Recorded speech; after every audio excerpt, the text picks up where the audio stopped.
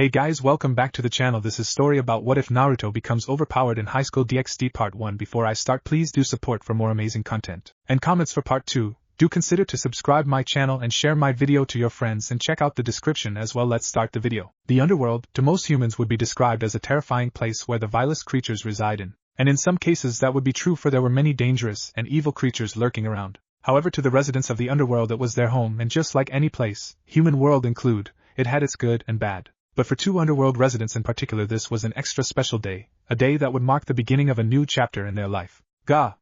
It hurts, Tabane. A woman with long red hair shouted with her eyes shut tightly and her beautiful face contorted in pain. Standing by her side was a handsome man with cropped blonde hair and lightly tanned skin. His blue eyes looked over his wife worriedly as he held her hand, hoping to offer her any form of comfort. I know it hurts, Kushina, but you can pull through it, the man said soothingly, but when he saw his wife open her eyes he had to hold back a shiver of fear. Two pools of violet were glaring at him, and it took all of his self-control and pride as a man to deny the frightened whimper that begged to escape from his lips. That's all you can say? You can pull, though it? You knock me up and you can't even do a decent job comforting me? Damn it, why the hell did I marry you in the first place? The woman, now known as Kushina, shouted in a mix of pain and self-pity. Her husband hung his head down low at her harsh words as a rain cloud of depression hovered over him. If it wasn't for her vice-like grip on his hand, he would have gone searching for a nice quiet corner to sulk in. Now dear, that's just the pain talking. I know you don't mean THACK. He was interrupted as Kushina increased the pressure on his hand up to the point where they heard bones snapping. Don't go telling me what I mean, and don't mean you bastard. I don't care if you are one of the four Satans, Ajuka. I will beat your ass to the ground if I have to, Kushina shouted before releasing a moan of pain. This time Ajuka released his whimper of pain. Man, pride be damned. He didn't care that he was one of the strongest devils, or beings, in world. His wife was scary as hell when she was angry, so he made sure to stay on her good side, but it seemed like today it was pointless to try, but he didn't care. Ajuka may have been on the receiving end of Kushina's sharp tongue, but he would bear it because once it was over the end results would be more than worth it. Kushina-sama, you are almost done. Just one final push, the doctor instructed, and Kushina gave him a tired nod. Okayoni, final push, the redhead muttered as she braced herself. 1 it with 3 gh. Ajuka winced not only from his crushed hand but from the sound of her pained screams. But soon the screams were replaced with ragged breaths, and she relaxed her grip on his hand. Ajuka was about to ask if she was okay, but that's when it happened. A sudden cry filled the room and he froze. His eyes widened as his body stiffened.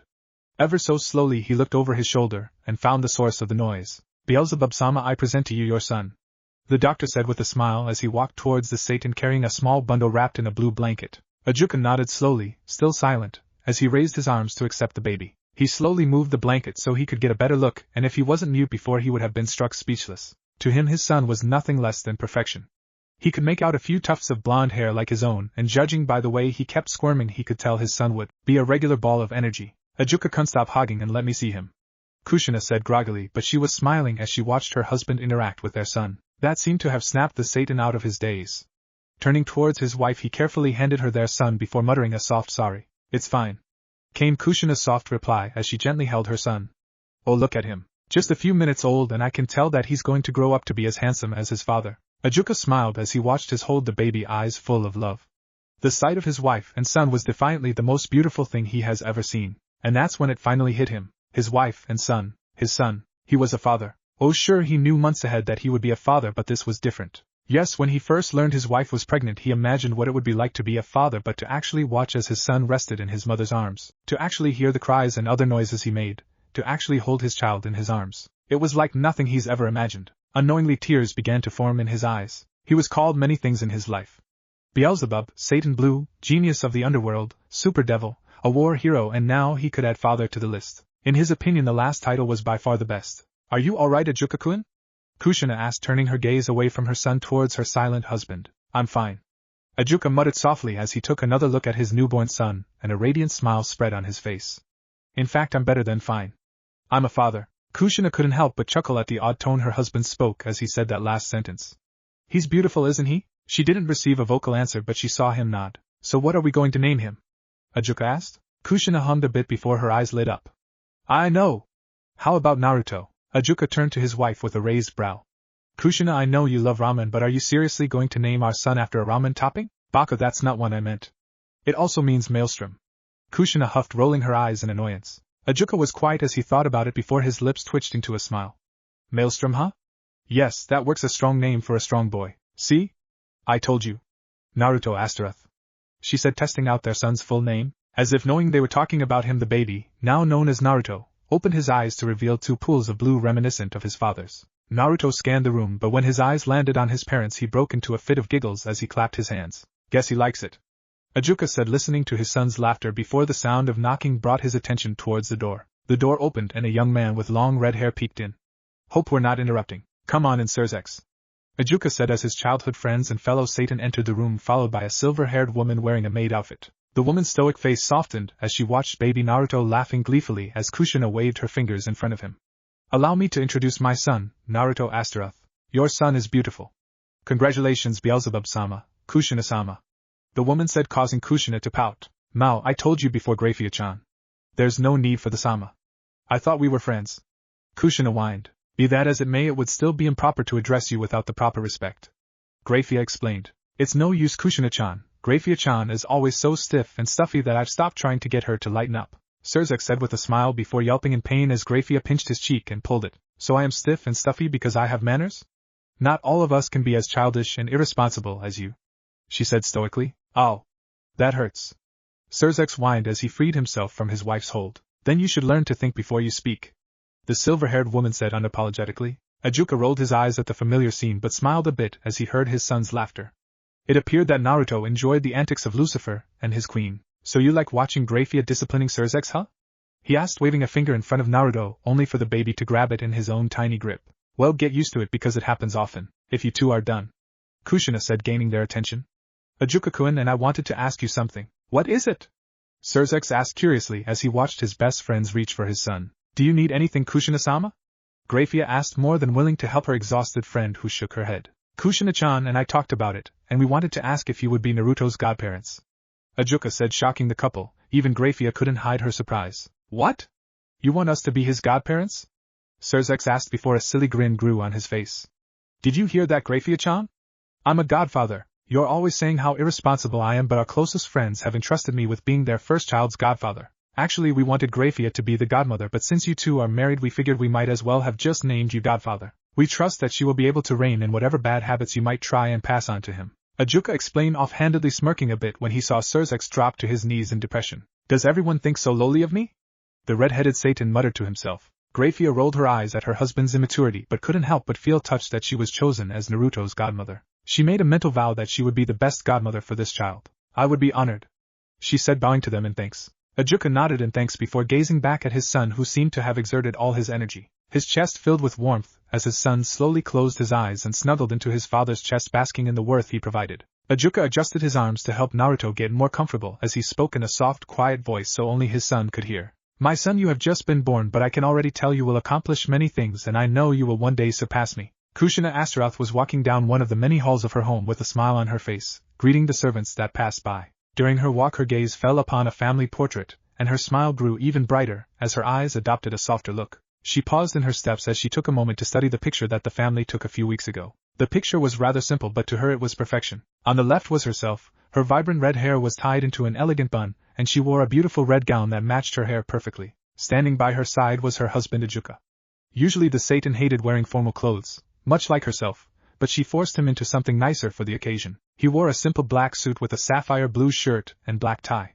Standing in front of them was their 8-year-old son, grinning at the camera. He wore a red dress shirt and black dress pants.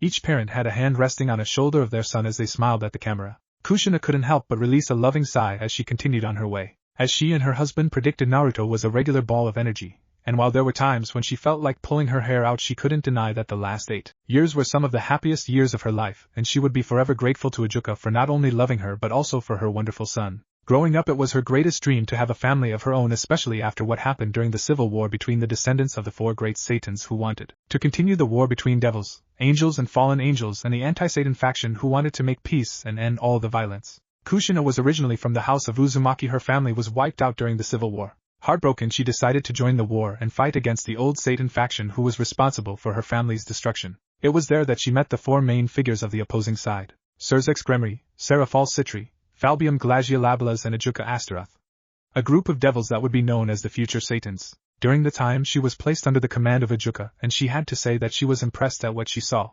He was a genius on and off the battlefield. Out of group of 4 she was glad that she was placed under the command of Ajuka because it gave them the chance to interact with each other, and as they got to know each other, she soon found herself falling in love. Of course she never said anything because she knew the most important thing at the time was ending the war, so she kept her feelings at bay. And then came the day the war ended and they won. As one of the main reasons for winning, Ajuka was named one of the new 4 great Satans and given the title Beelzebub. This was met with mixed feelings for the red-headed devil. On one hand she was glad the war ended and she was very happy that Ajuka received such an honor, but on the other hand, she couldn't help the feeling of depression that swelled up in her chest. Now that the war ended, everyone would move on and live their life, and Ajuka would have new responsibilities as a Satan, which meant that she would probably never see him again. So she was very surprised when Ajuka walked to her a few days after given his title of Beelzebub. Flashback. Kushina sighed sadly as she took one final look at the small village she was staying at.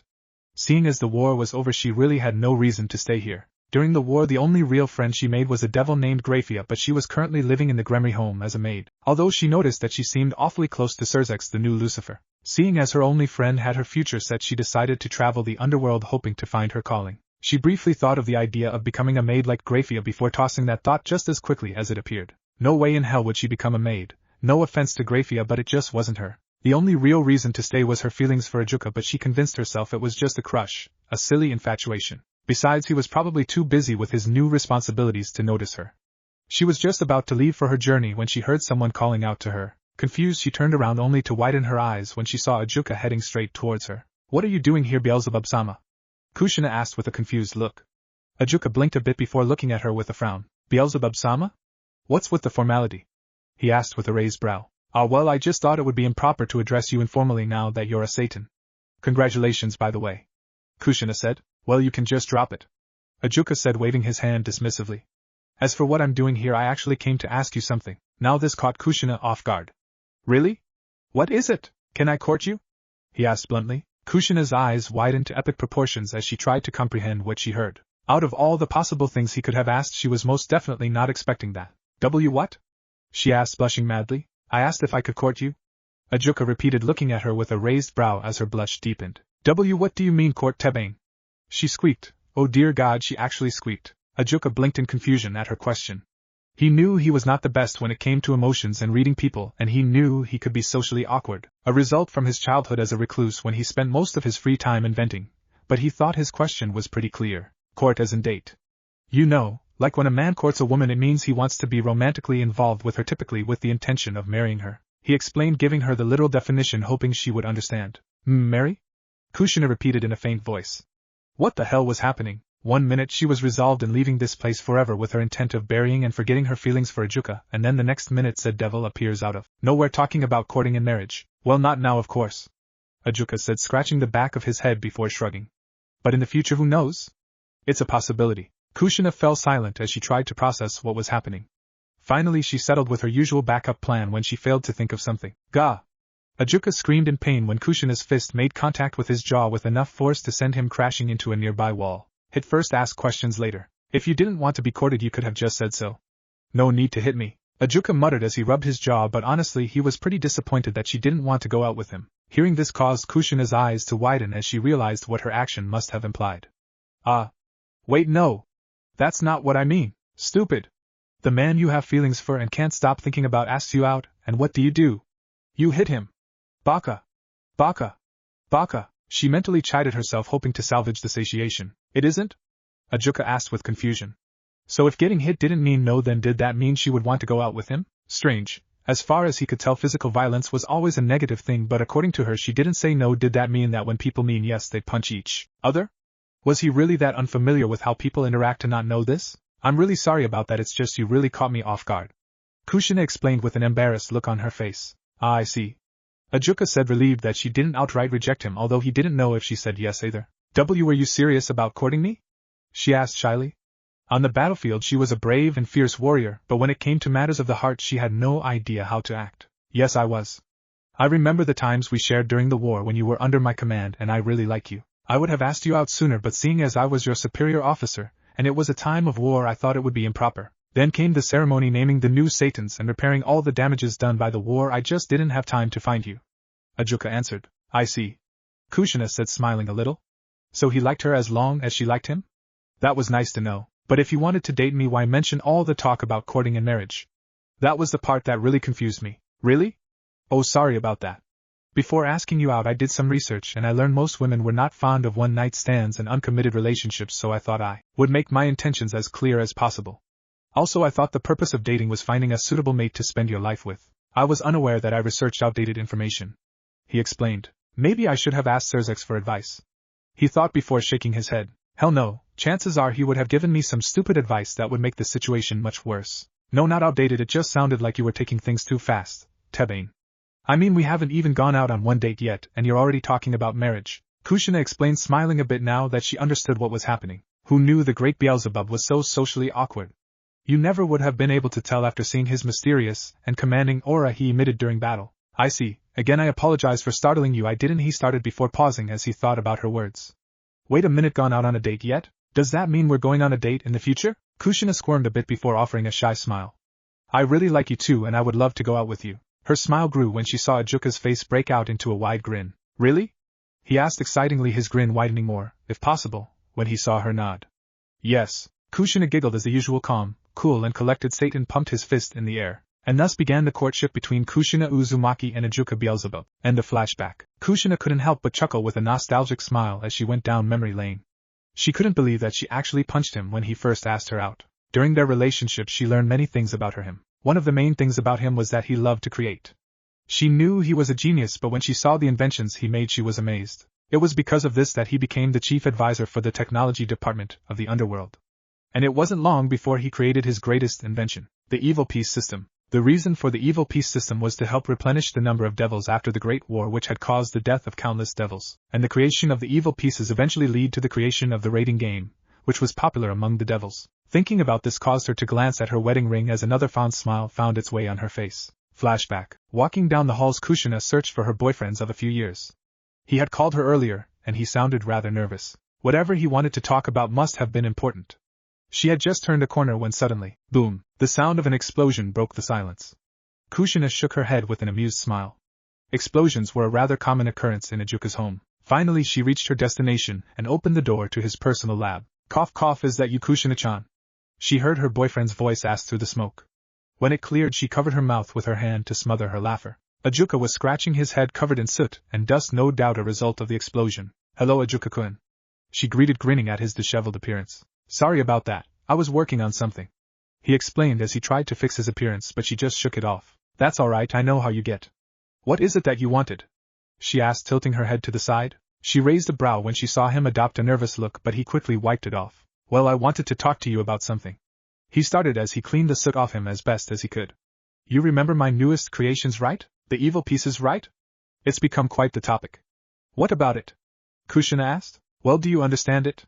He asked, stuffing his hand in his pocket. Not everything, but I understand the gist of it. You based it off of chess and it's used to reincarnate other species into devils. Each piece gives the person a new power. Kushina answered with a thoughtful look before continuing. There's also that raiding game idea you've proposed, and a lot of people are really interested in it. That's right, and that's why I called you. I wanted to know if you wanted to join my peerage. He asked, pulling out a small box. They must have held the evil pieces, Kushina thought. You want me to join your peerage? She repeated, getting a nod from the Satan. Wow, I wasn't expecting that. Sure, I'd love to join your peerage, Ajuka-kun. What piece will I be? Ajuka took a deep breath before opening the box. He took out a piece but closed his hand before she could get a good look at it. Placing the box on a nearby desk, he took one more deep breath before dropping down on one knee. Kushina's eyes widened and it was like she had forgotten how to breathe. He opened his hand, revealing a chess piece, a queen she recognized, and attached to the top of the piece was a diamond ring. When I create my peerage I will become king, and every king needs a queen, and I can think of no other than you who could stand by my side as my queen. Kushina, I love, and these past years with you have been the happiest of my life. So today I am asking you, Kushina Uzumaki, will you join my peerage as my queen? Will you join my family as my wife? Will you marry me? Ajuka asked, staring at her with eyes full of love. Kushina was frozen in place, eyes wide with tears forming. With her heart beating at an accelerated rate she dropped to her knees and looked him in the eyes and nodded. Yes, yes and yes. She answered each question quietly. Smiling, Ajuka detached the ring from the evil piece before grabbing Kushina's left hand and placed it on her ring finger. Then he opened her hand and placed the queen piece in it before closing it gently. Unable to stop herself, Kushina lunged at Ajuka and wrapped her arms around his neck before kissing him. End of flashback. It was on that day she became the first queen. Soon after that the evil pieces were passed on to different high-class devils in order to create their own peerages. Boom, and there goes the trip down memory lane. she muttered to herself as she turned the corner. She reached a familiar door and opened it. What happened this time? She asked, entering her husband's lab, which was filled with smoke from the explosion. Cough cough, sorry about that, Kushina-chan. Seems I've made a miscalculation, Ajuka said as he waved his hand in order to shift the smoke away. Cough cough, sorry Ka-chan. An 8-year-old Naruto apologized, trying hard to not inhale any smoke. After all these years I'm used to you trying to blow yourself up, Ajuka-kun. Kushina sighed. I'm not trying to blow myself up, Ajuka shouted indignantly, but Kushina simply ignored him. But are you sure it's safe for Naruto-chan to be in here? She asked with a frown. Don't worry Kushina-chan, Naruto's perfectly safe here, Ajuka said confidently. Unfortunately, it was at that moment that a chunk of the ceiling fell down and landed right on Naruto's head. Ow! Naruto yelped as he clutched his head. Safe, huh? Kushina flatly as she looked at her husband with a deadpan expression. Oops, you mean mostly safe? Ajuka offered with an awkward smile. I told you he was too young to be in here, Kushina said, crossing her arms. Come on Ka-chan. I like watching Two-chan working. Naruto whined, hoping his mother would let him stay. Ever since he could remember, he was fascinated by all the things his father created, and he wanted to learn how to invent things too. I know, sweetie, but still, Kushina trailed off.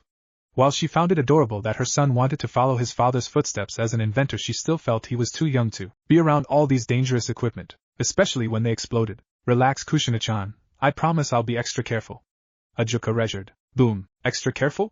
Kushina asked plainly as she gazed at some strange machine in the corner of the room that just exploded. It was much smaller compared to the other explosions, but still. Starting now? Ajuka tried sheepishly. It doesn't matter. We have to leave. Don't you remember that we have somewhere to be? Kushina asked. We do? Ajuka blinked in confusion. Yes. Kushina asked with a tick mark. I just told you this morning. We are heading to the Gremory house. Oh right, Ajuka said, remembering this before deflating. Do we have to go?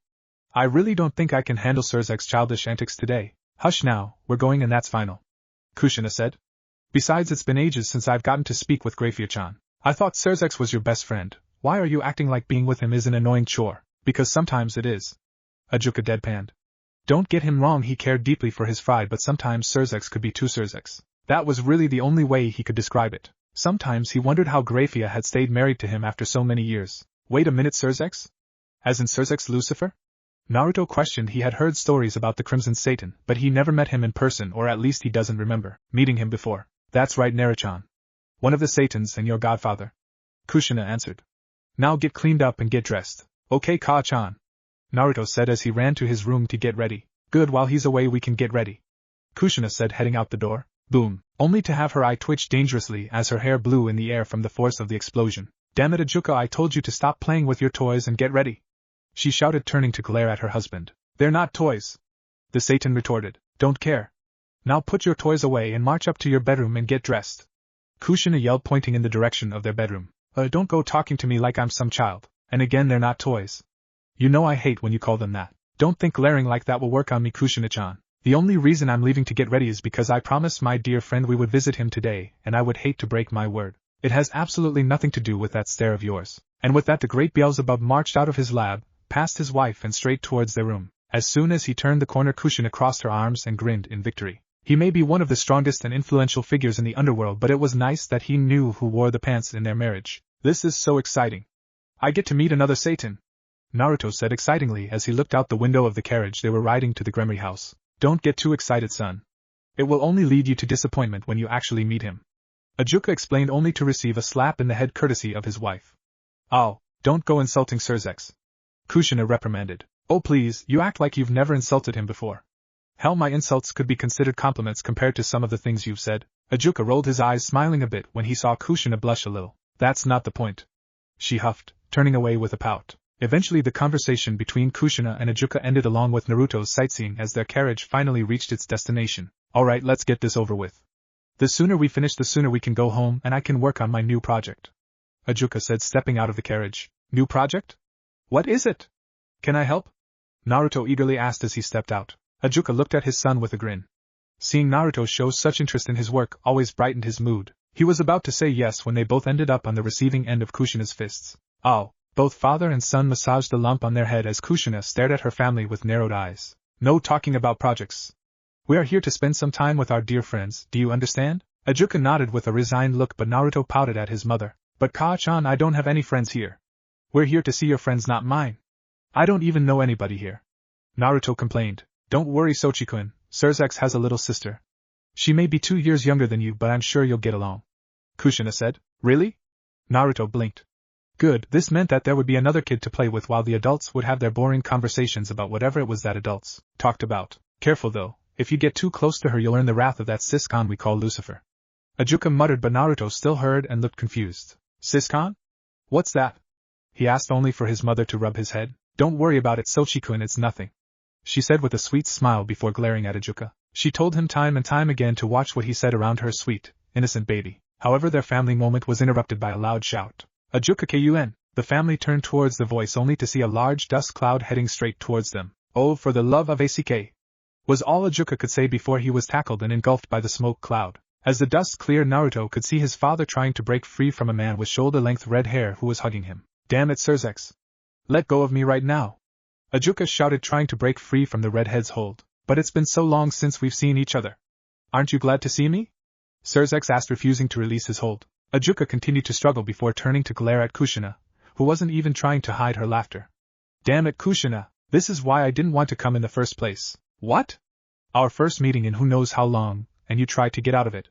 So cruel, Ajuka-kun. Surzex whined with comical tears, and Ajuka winced, positive that a few of his ribs broke as his grip tightened. Kushina continued to snicker at the scene while Naruto was plain confused. He had no idea who this man hugging his father was, but if he heard his dad correctly then his name was Surzex, and the only Surzex he's ever heard of was Surzex Lucifer, and there was no way this strange man could be a Satan like his father. Right, now who do we have here? He heard someone ask. Turning towards the new voice he saw a middle-aged looking man with long crimson hair and bluish-green eyes. Standing by his side was a young woman with shoulder-length brown hair. Lord and Lady Gremory, how nice it is to see you again. Kushina greeted the head of the Gremory family. How nice to see you too, Kushina. But I don't think we've met this young man before. Lord Gremory said, pointing towards Naruto. Honey, go ahead and introduce yourself. Kushina said, gently pushing Naruto towards them. Hi. My name is Naruto Astaroth, nice to meet ya. Naruto greeted with a smile. Oh my, what a handsome young man. I bet your son Will is going to be quite popular with the ladies when he grows up, Kushina. Lady Gremory stated with a smile. Kushina was about to say something when a loud voice interrupted them. Naru-chan. Before the other devils could blink, Surzex appeared in a red blur and scooped Naruto up in his arms with a silly grin. Mao, it's been so long since I've seen you. I know I'm your godfather, but if you want to call me big brother it's okay. With Surzex, let go of my son before you mentally scar him. A disgruntled Ajuka grunted as he walked towards the group. Ah, don't be such a grouch, Ajuka-kun. Surzex pouted before feeling pain on his cheek. He only had to think for a second before realizing what was happening. Oh, it hurts, Grafia. Well, if you behaved and acted like the mature, responsible Satan you are supposed to be, then I wouldn't have to do this. Came his wife's monotone answer. Having escaped his hold, Naruto stepped away from the couple to stand by his father, who rolled his eyes at their action as if he'd seen it 1,000 times before. Which he has. Nitu-chan, you are they? Naruto asked. Those are your godparents, Grafia and Surzex. Ajuka answered. Wait, Surzex Lucifer? As in Surzex Lucifer the Satan? Naruto asked with a perplexed look. Why, yes I am. Surzex said as he freed himself from his wife's hold. Why do you look surprised? Oh, I understand. You must have been struck speechless to be in the presence of someone as awesome as myself. No, that's not it.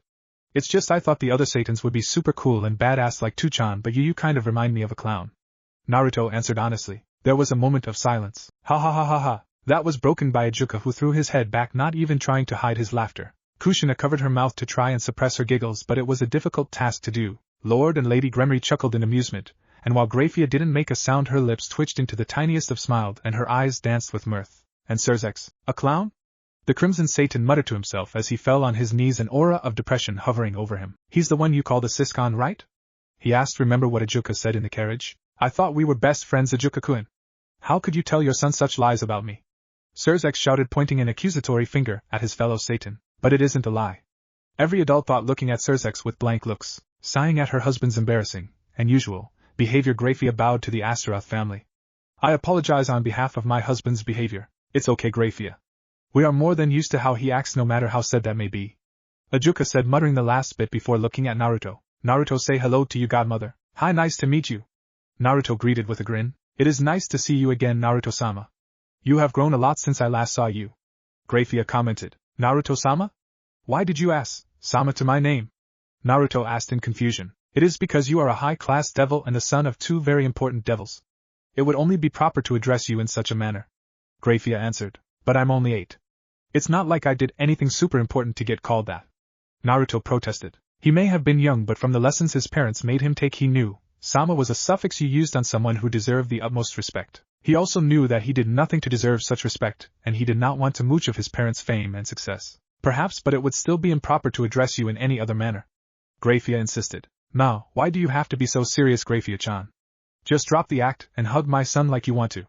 Kushina complained. I assure you that this is no act, Kushina-sama. Grafia replied, causing Kushina to cry anime tears. We're supposed to be best friends, Grafia-chan, and best friends don't talk so formally with each other. The red-headed woman whined. Ka-chan, Tu-chan, what's going on? A young girl's voice asked. Naruto turned towards the newcomer and saw a young girl with long red hair. Ah, Rias, what good timing. Come and meet our guests. Lord Gremory said, smiling at his daughter. Who are they? Rias asked, titling her head to the side. She knew who Ajuka was because her big brother brought her to an meeting for the Satans, and he introduced her to them, including Beelzebub. Rias, this is Ajuka-sama's wife Kushina Astaroth, and their son Naruto. Her mother introduced. Well, hello there, Rias-chan, it's nice to meet you. Kushina greeted with a smile. It's nice to meet you too, miss. The young girl greeted with a bow. Rias-chan, why don't you take Naruto inside and play while we grown-ups talk? Lord Gremory suggested. Rias blinked at her mother before smiling and nodding. It looked like she would get a new friend today. Walking over to the older blonde, she grabbed his hand and began to pull him inside. Okay. Let's go, Naruto. I have a bunch of toys we can play with in my room. She cried excitingly. The only time she got to play with another kid was when her friend Sona visited, and while she enjoyed spending time with the citry heir, sometimes she could be a bit too serious. Naruto looked at her, and then at his mother, silently asking for the go-ahead. Seeing this, Kushina smiled. It's okay, Naruto-chan. We grown-ups are just going to take for a bit, so go have fun with your new friend. Kushina said, causing the blonde to smile. Okay, see you later, Ka-chan. He said before he and Rias ran off to have some fun. Wait, was that Rias-tan? Come back, Rias-tan! Sirzex shouted after just noticing his sister's sudden appearance, and exit only to get hit in the head by his wife. Behave. Was all she said as Sirzex laid on the ground nursing the lump on his head. Your creepy obsession with your sister aside, let's get down to business. Ajuka said only to join Sirzex on the ground with a matching lump courtesy of Kushina. We're not here for business, we're here to speak with friends, so lighten up. Kushina said. Off on the sides, Lord and Lady Gremory could only sweat drop at the sight of the two most powerful devils lying down on the ground being bossed around by their wives, each sharing the same thought. Whipped. So you're the heir of the Gremory clan, right? Naruto asked as they walked down the hall. Yup. When Tu-chan and Ka-chan are done leading the family, it will be my turn. Rias explained with a smile before looking at Naruto. What about you? Are you the Astaroth heir? No, my uncle Diodora is the heir. But if anything happens that leaves him unable to fulfill his duties, I would be next in line. Naruto answered with a frown. He met his uncle once, and he could honestly say that he didn't like him. He felt a weird vibe from the man, not to mention things were always tense and uncomfortable when he was in the same room as his father. I see. Anyway, here we are. Rias exclaimed as she opened the door to her room. Naruto gazed at the room and he surprised at what he saw.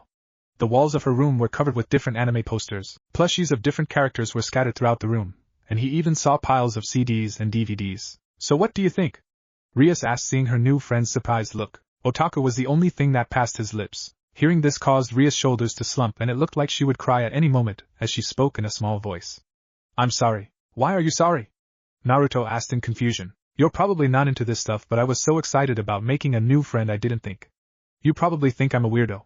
She muttered. Not really. Naruto answered right away, gaining her attention.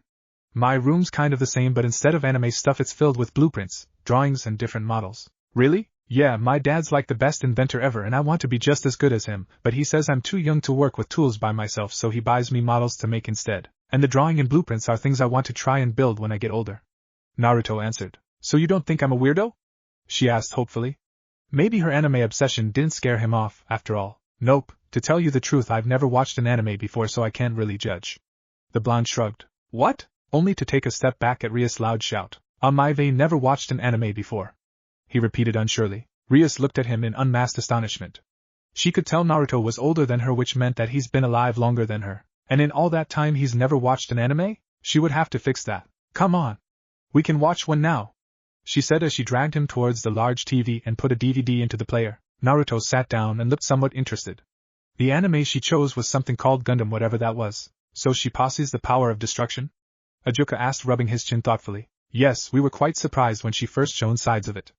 Almost blew off Beowulf's head. Sirzex said, chuckling a bit. Ria's power was too weak to cause any real damage to his pawn, but the look on Beowulf's face was priceless.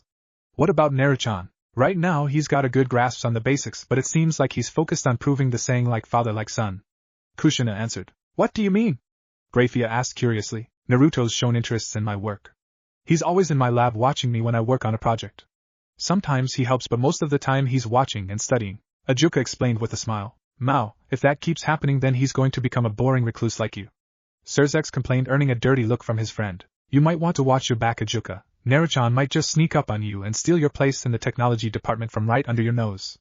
Lord Gremory teased. However, it was at that time that they were interrupted. Boom. Oh, you have got to be kidding, Kushina groaned in disbelief. What was that? Grafia asked urgently, thinking the house was under attack. Has someone broken in? Lord Gremory asked, standing up from his seat. This is your fault. He gets it from you. Kushina said, sending an accusing glare at Ajuka, who refused to look at her. What? The others asked, confused, wondering why they were so calm. Better go see what happened.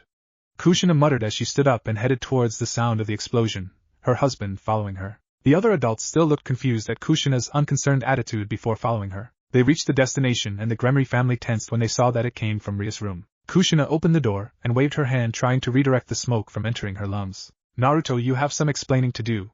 Kushina said sternly with her hands on her hips. Cough cough, sorry Ka-chan, I didn't mean for the TV to explode. Naruto tried to explain as the smoke cleared, revealing a pair of disheveled kids, a destroyed room and a television that was on fire. How?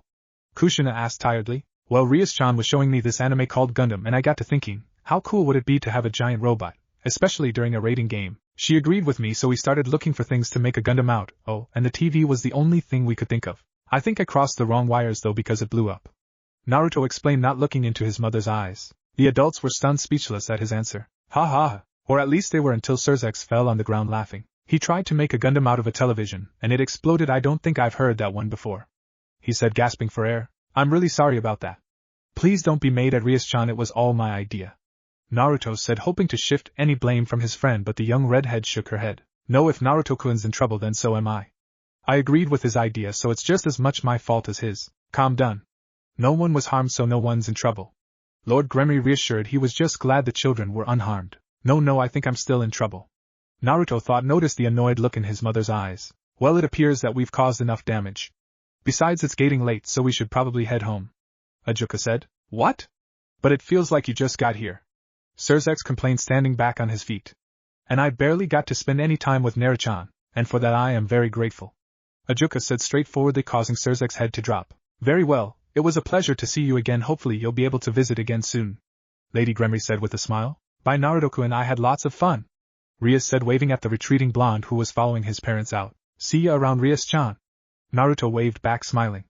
That smile was wiped off when he entered the carriage and met Kushina's angry glare. Grounded, was her only response. How long? Naruto asked, knowing there was no use in trying to get out of it. For 1 month you are not allowed to enter your father's lab. What? Naruto and Ajuka asked with a horrified look. You heard me, and don't give me that look, Ajuka. You're the one who taught him how to blow things up, and he decided to blow up a room in our friend's home. Kushina said, crossing his arms. I don't blow things up on purpose. I didn't blow it up on purpose. A 9-year-old Naruto cursed as he rolled out of the way to avoid getting hit by a magic blast from his mother. Pretty good reflexes, Naruto, but you're going to have to do better than that, Kushina said in a sing-song voice as she raised her arm open-palmed. Next thing he knew, 3 chains made of magic shot out of her palm and were heading right for him. Oh shit.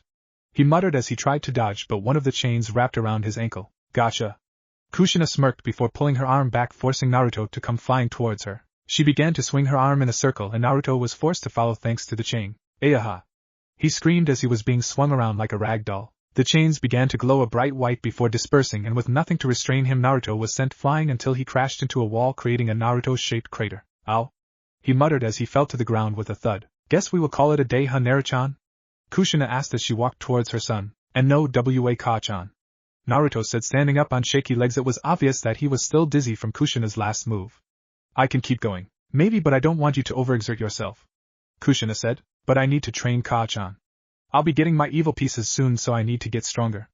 Naruto tried to protest. A high-class pure-blood devil would receive their evil pieces when they turned 10.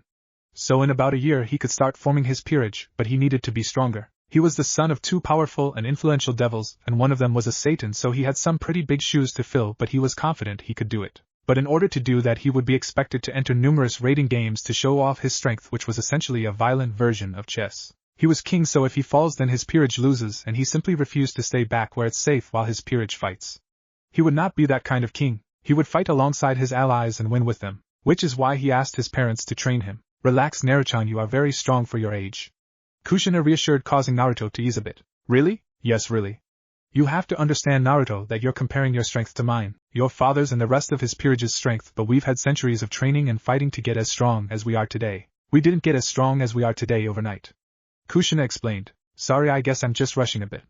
Pretty soon I'll be able to form my own peerage, but I want to be strong enough to protect them and fight alongside them. Whenever Tuchan talked about his peerage, he sounded proud, I guess is the word.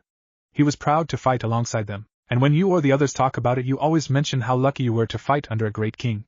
Naruto tried to explain before blushing in embarrassment. I guess I just want to be like him, the kind of king that his peerage respects as a friend and leader. Kushina just looked at him unblinkingly, causing Naruto to shift in place before she grabbed him in a bone-crushing hug. Ah, Naruto, you're so cute. She cooed as she rubbed her cheek against his. No, I'm not. What's with you, Ka-chan? I was being serious. Naruto protested as he tried to escape her hold but wasn't having any luck. Nothing, Sochi, Ka-chan's just having a moment. She answered as she let him go, resisting the urge to hug him again. The way he looked up to his father, she just couldn't explain how adorable she thought it was. Now go get cleaned up, we're having company today. Naruto looked at her, tilting his head in confusion. We are? Who? The Gremory clan? It had been about a month since he last saw Rias.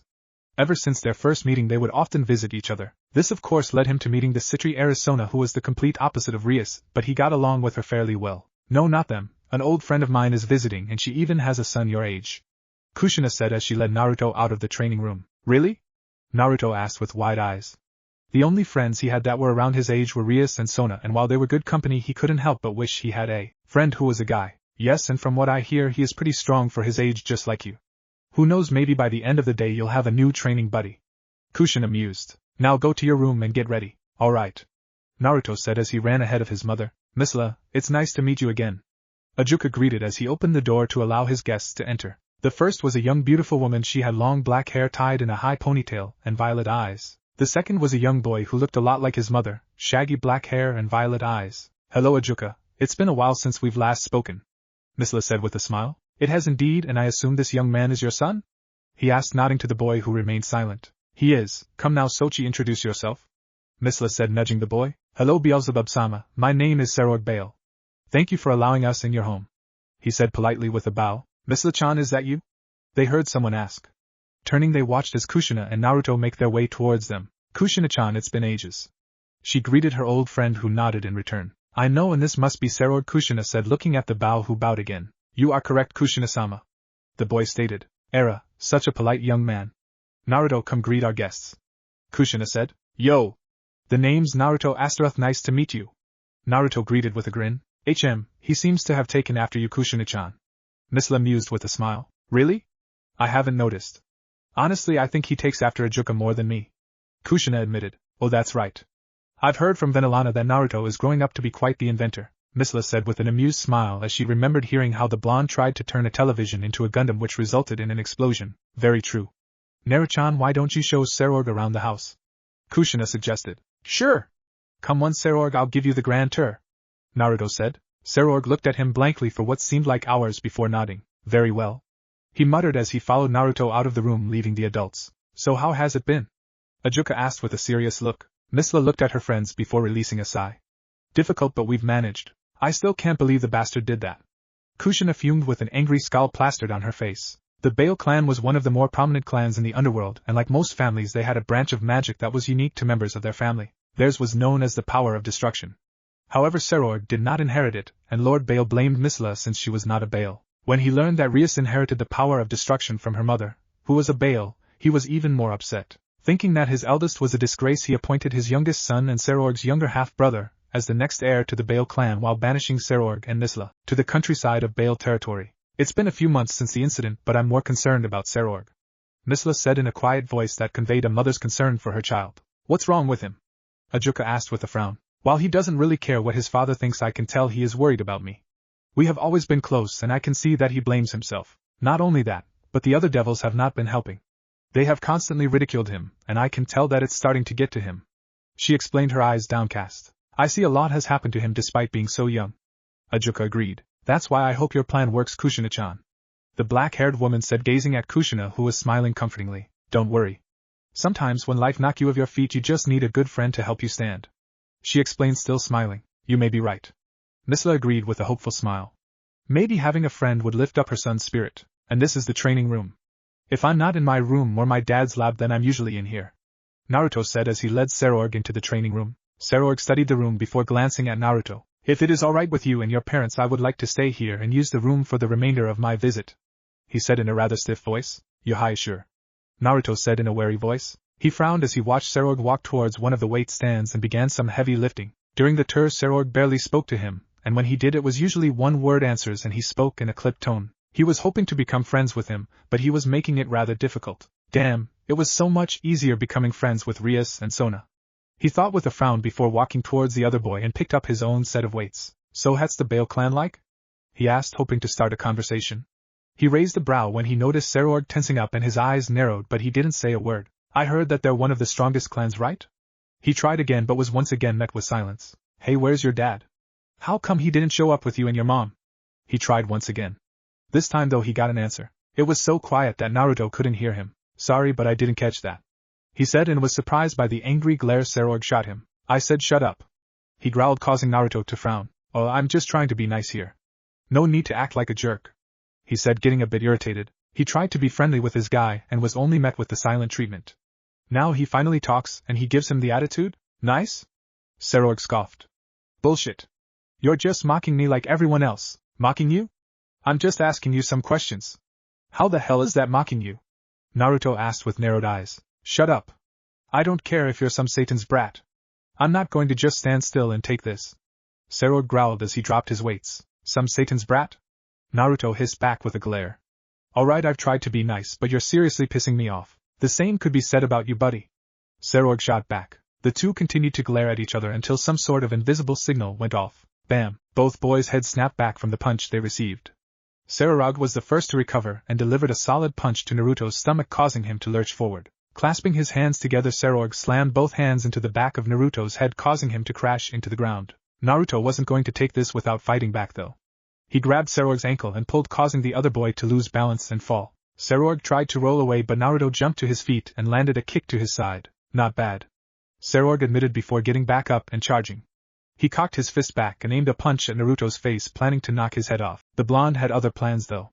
He moved his head to the side, narrowly avoiding the blow, but he used Sarorg's momentum against him. He grabbed his arm and threw the boy over his shoulder, who grunted in pain as he connected with the ground. Come on, jackass. With that attitude earlier, I expected more from you, Naruto taunted. Don't get cocky, Sarorg said with a frown as he stood up. I was just warming up. Before Naruto could blink, he felt a wave of pain hit him.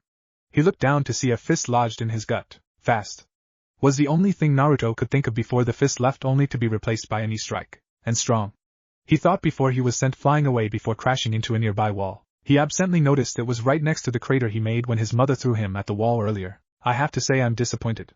I expected more out of Beelzebub-sama's son, Sarorg stated with his arm crossed. You've barely spoken to me, but whenever you do, you always address me as my father's son, Naruto growled as he stood up and got into a fighting stance. My name's Naruto, you ass, so you better start sing it. Are we here to talk or fight? Sarorg said, getting into his own fighting stance. Nothing more was said as the two boys charged at each other.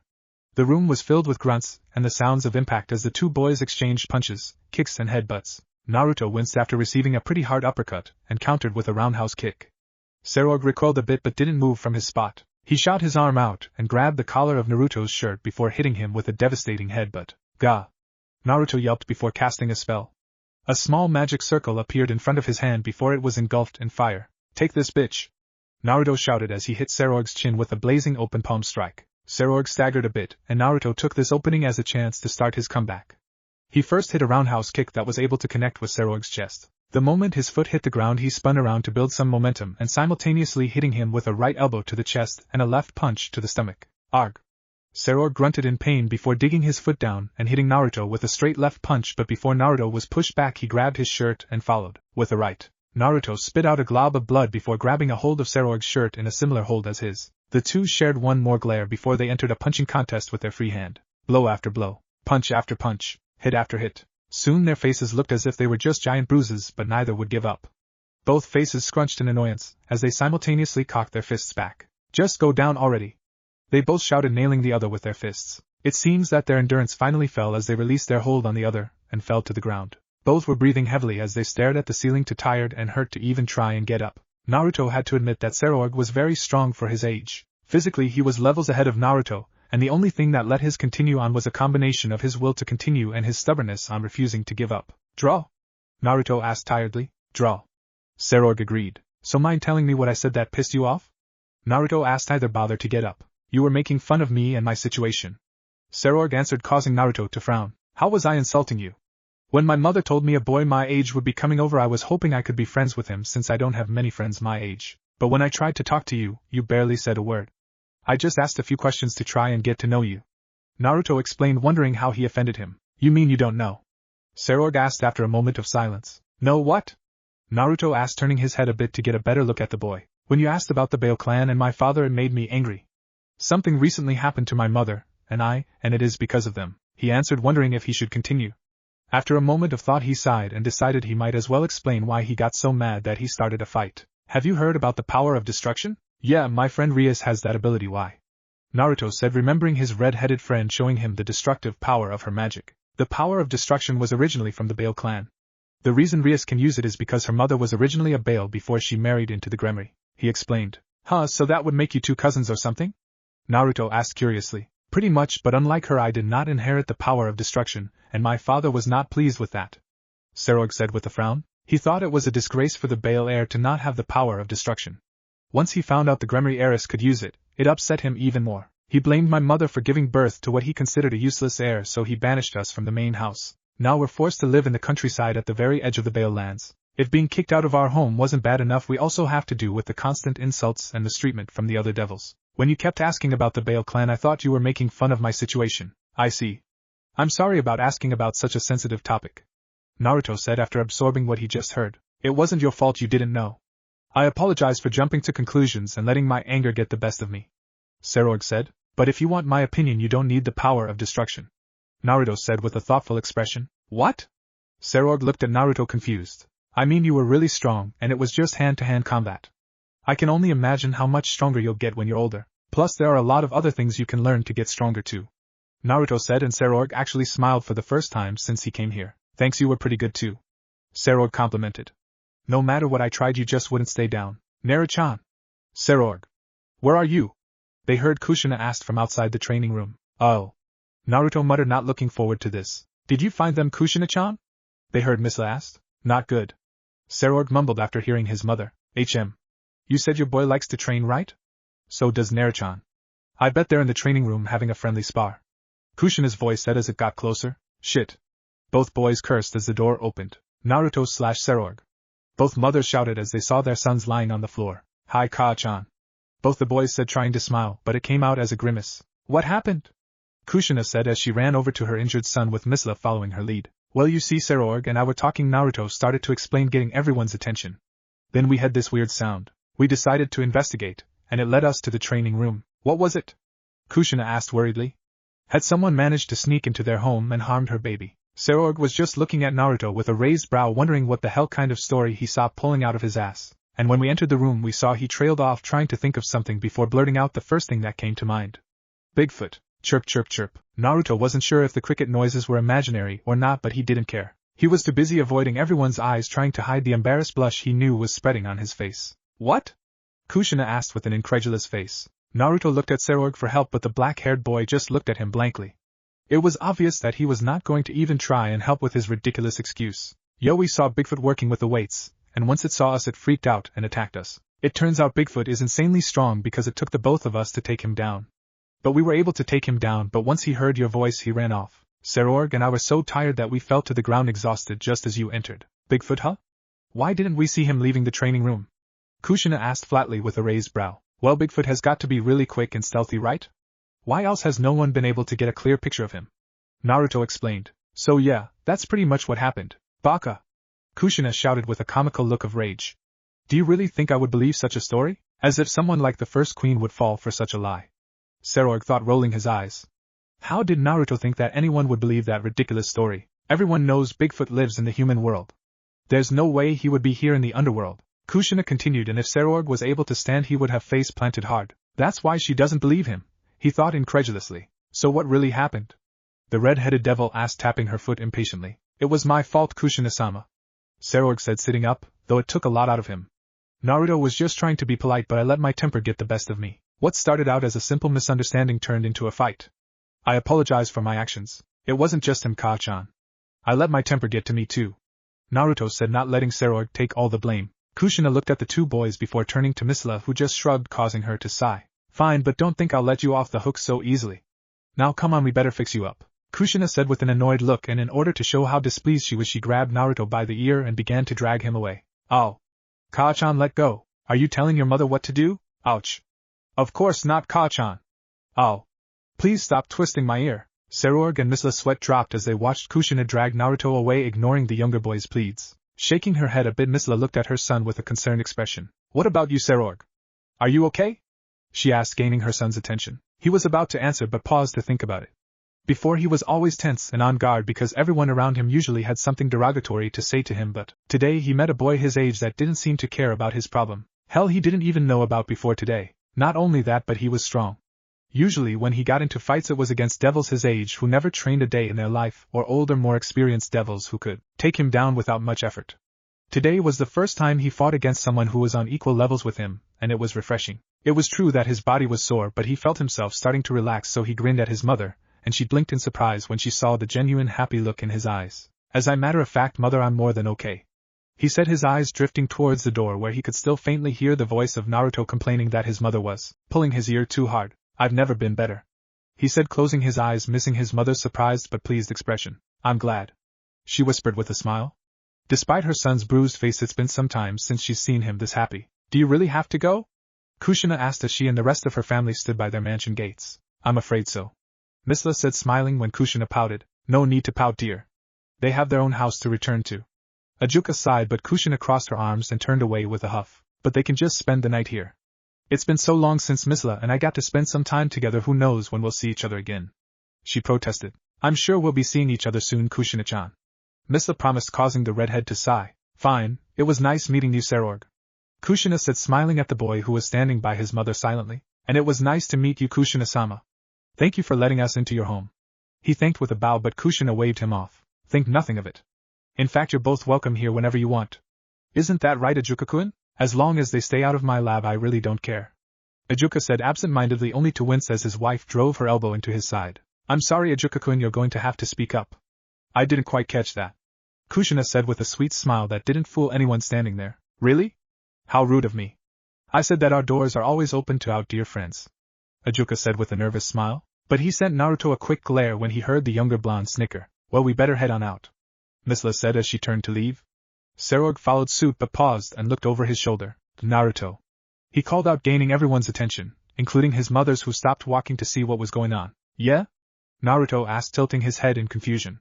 Serorg just looked at him with a serious look before a grin broke free. You better up your training, because the next time we meet it won't end up in a draw like today, Serorg announced, causing Naruto to blink before shooting the other boys a similar grin. You're absolutely right. Next time I'm going to kick your ass, Naruto declared, earning a snort from the other boy. Please, by the time of our next spar I'll be so strong I'll take you down in 5 seconds flat, Serorg countered. That's some big talk for someone who could barely sit up a while ago. I was on my feet pretty fast, Naruto smirked. Only because your mother dragged you by your ear, Serorg shot back. The adults watched in amusement as Serorg and Naruto kept shooting back barbs at each other. Ajuka was particularly interested because it reminded him a lot on how he and Surzex acted when they were kids. It was on this day that a rivalry between two young devils with unlimited potential was formed. But more importantly, it was on this day that a friendship was made. A 12-year-old Serorg was walking down the halls of Beelzebub's mansion. It has been about 3 years since he first entered this home, and a lot has changed since then. For one thing, he was taller and more muscular. Ever since his first meeting with Naruto, the two of them formed a strong rivalry, and the both of them worked hard to try and outdo the other. While Serorg was stronger physically, Naruto had more talent with magic, and his ability to make unexpected plans on the spot was astounding, not mention their greatest strength. They were both too damn stubborn to stay down, so more often than not their spars would end in a draw when they were both knocked unconscious. But it wasn't just his physical appearance that changed.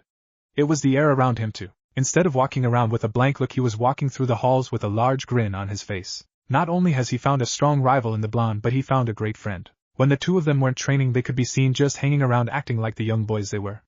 Also, things were looking better for both him and his mother. Just a few months ago, Serorg challenged his younger half-brother to a battle where the winner would become heir of the clan. Despite not inheriting the power of destruction, Serorg proved he was still strong after defeating his brother and earning back his birthright. Standing by his side was a young girl around the same age as Serorg. She had long blonde hair tied in a ponytail and green eyes. Her name was Keisha Abaddon, and she was Serorg's first, and so far only member of his peerage. The two meet a few weeks ago, when Serorg decided to go for some private training. That was when he saw some devils picking on the blonde-haired girl. Apparently they were each from different families of the remaining 34 pillars. Not only that, but they were some of the more arrogant members, and they felt they needed to remind Keisha, an extra demon, who the superior ones were. Something they soon found out after Serorg introduced them to his fists. After thanking him to help her, the two of them got to talking, and after learning she was considered a failure to her family, and was kicked out, Serorg felt he could relate, and invited her to stay with him, and a few days later she became her queen. You seem to be in high spirits, Serorg-sama. She commented, and it was true. From what she's seen, her king was a very positive person, but his mood seemed to have gone brighter when they entered the house. I suppose so. It's been about a month or so since I've last seen Naruto. Serorg explained as if that was the answer. And it pretty much was. He was excited to see his friend. Not only that, but he could brag about being the first of the two find someone to join their peerage. You speak fondly of this Naruto. Keisha observed curiously. At first I wanted nothing to do with him, but I will admit that was when I was in the brooding stage of my life. He started, and Keisha nodded along. She had heard about her king's past, but she found it hard to believe that such a cheerful person was capable of brooding. The two of us got in a fight. It ended in a draw. After the fight I felt so much better, and I wanted a rematch. He was the first person my age that was able to fight back. Soon after we became rivals, and then we became friends. I see. I will admit I am curious about meeting him. The blonde-haired girl admitted. I'm sure you two will get along. Serorg said as they turned the corner when, boom, what was that?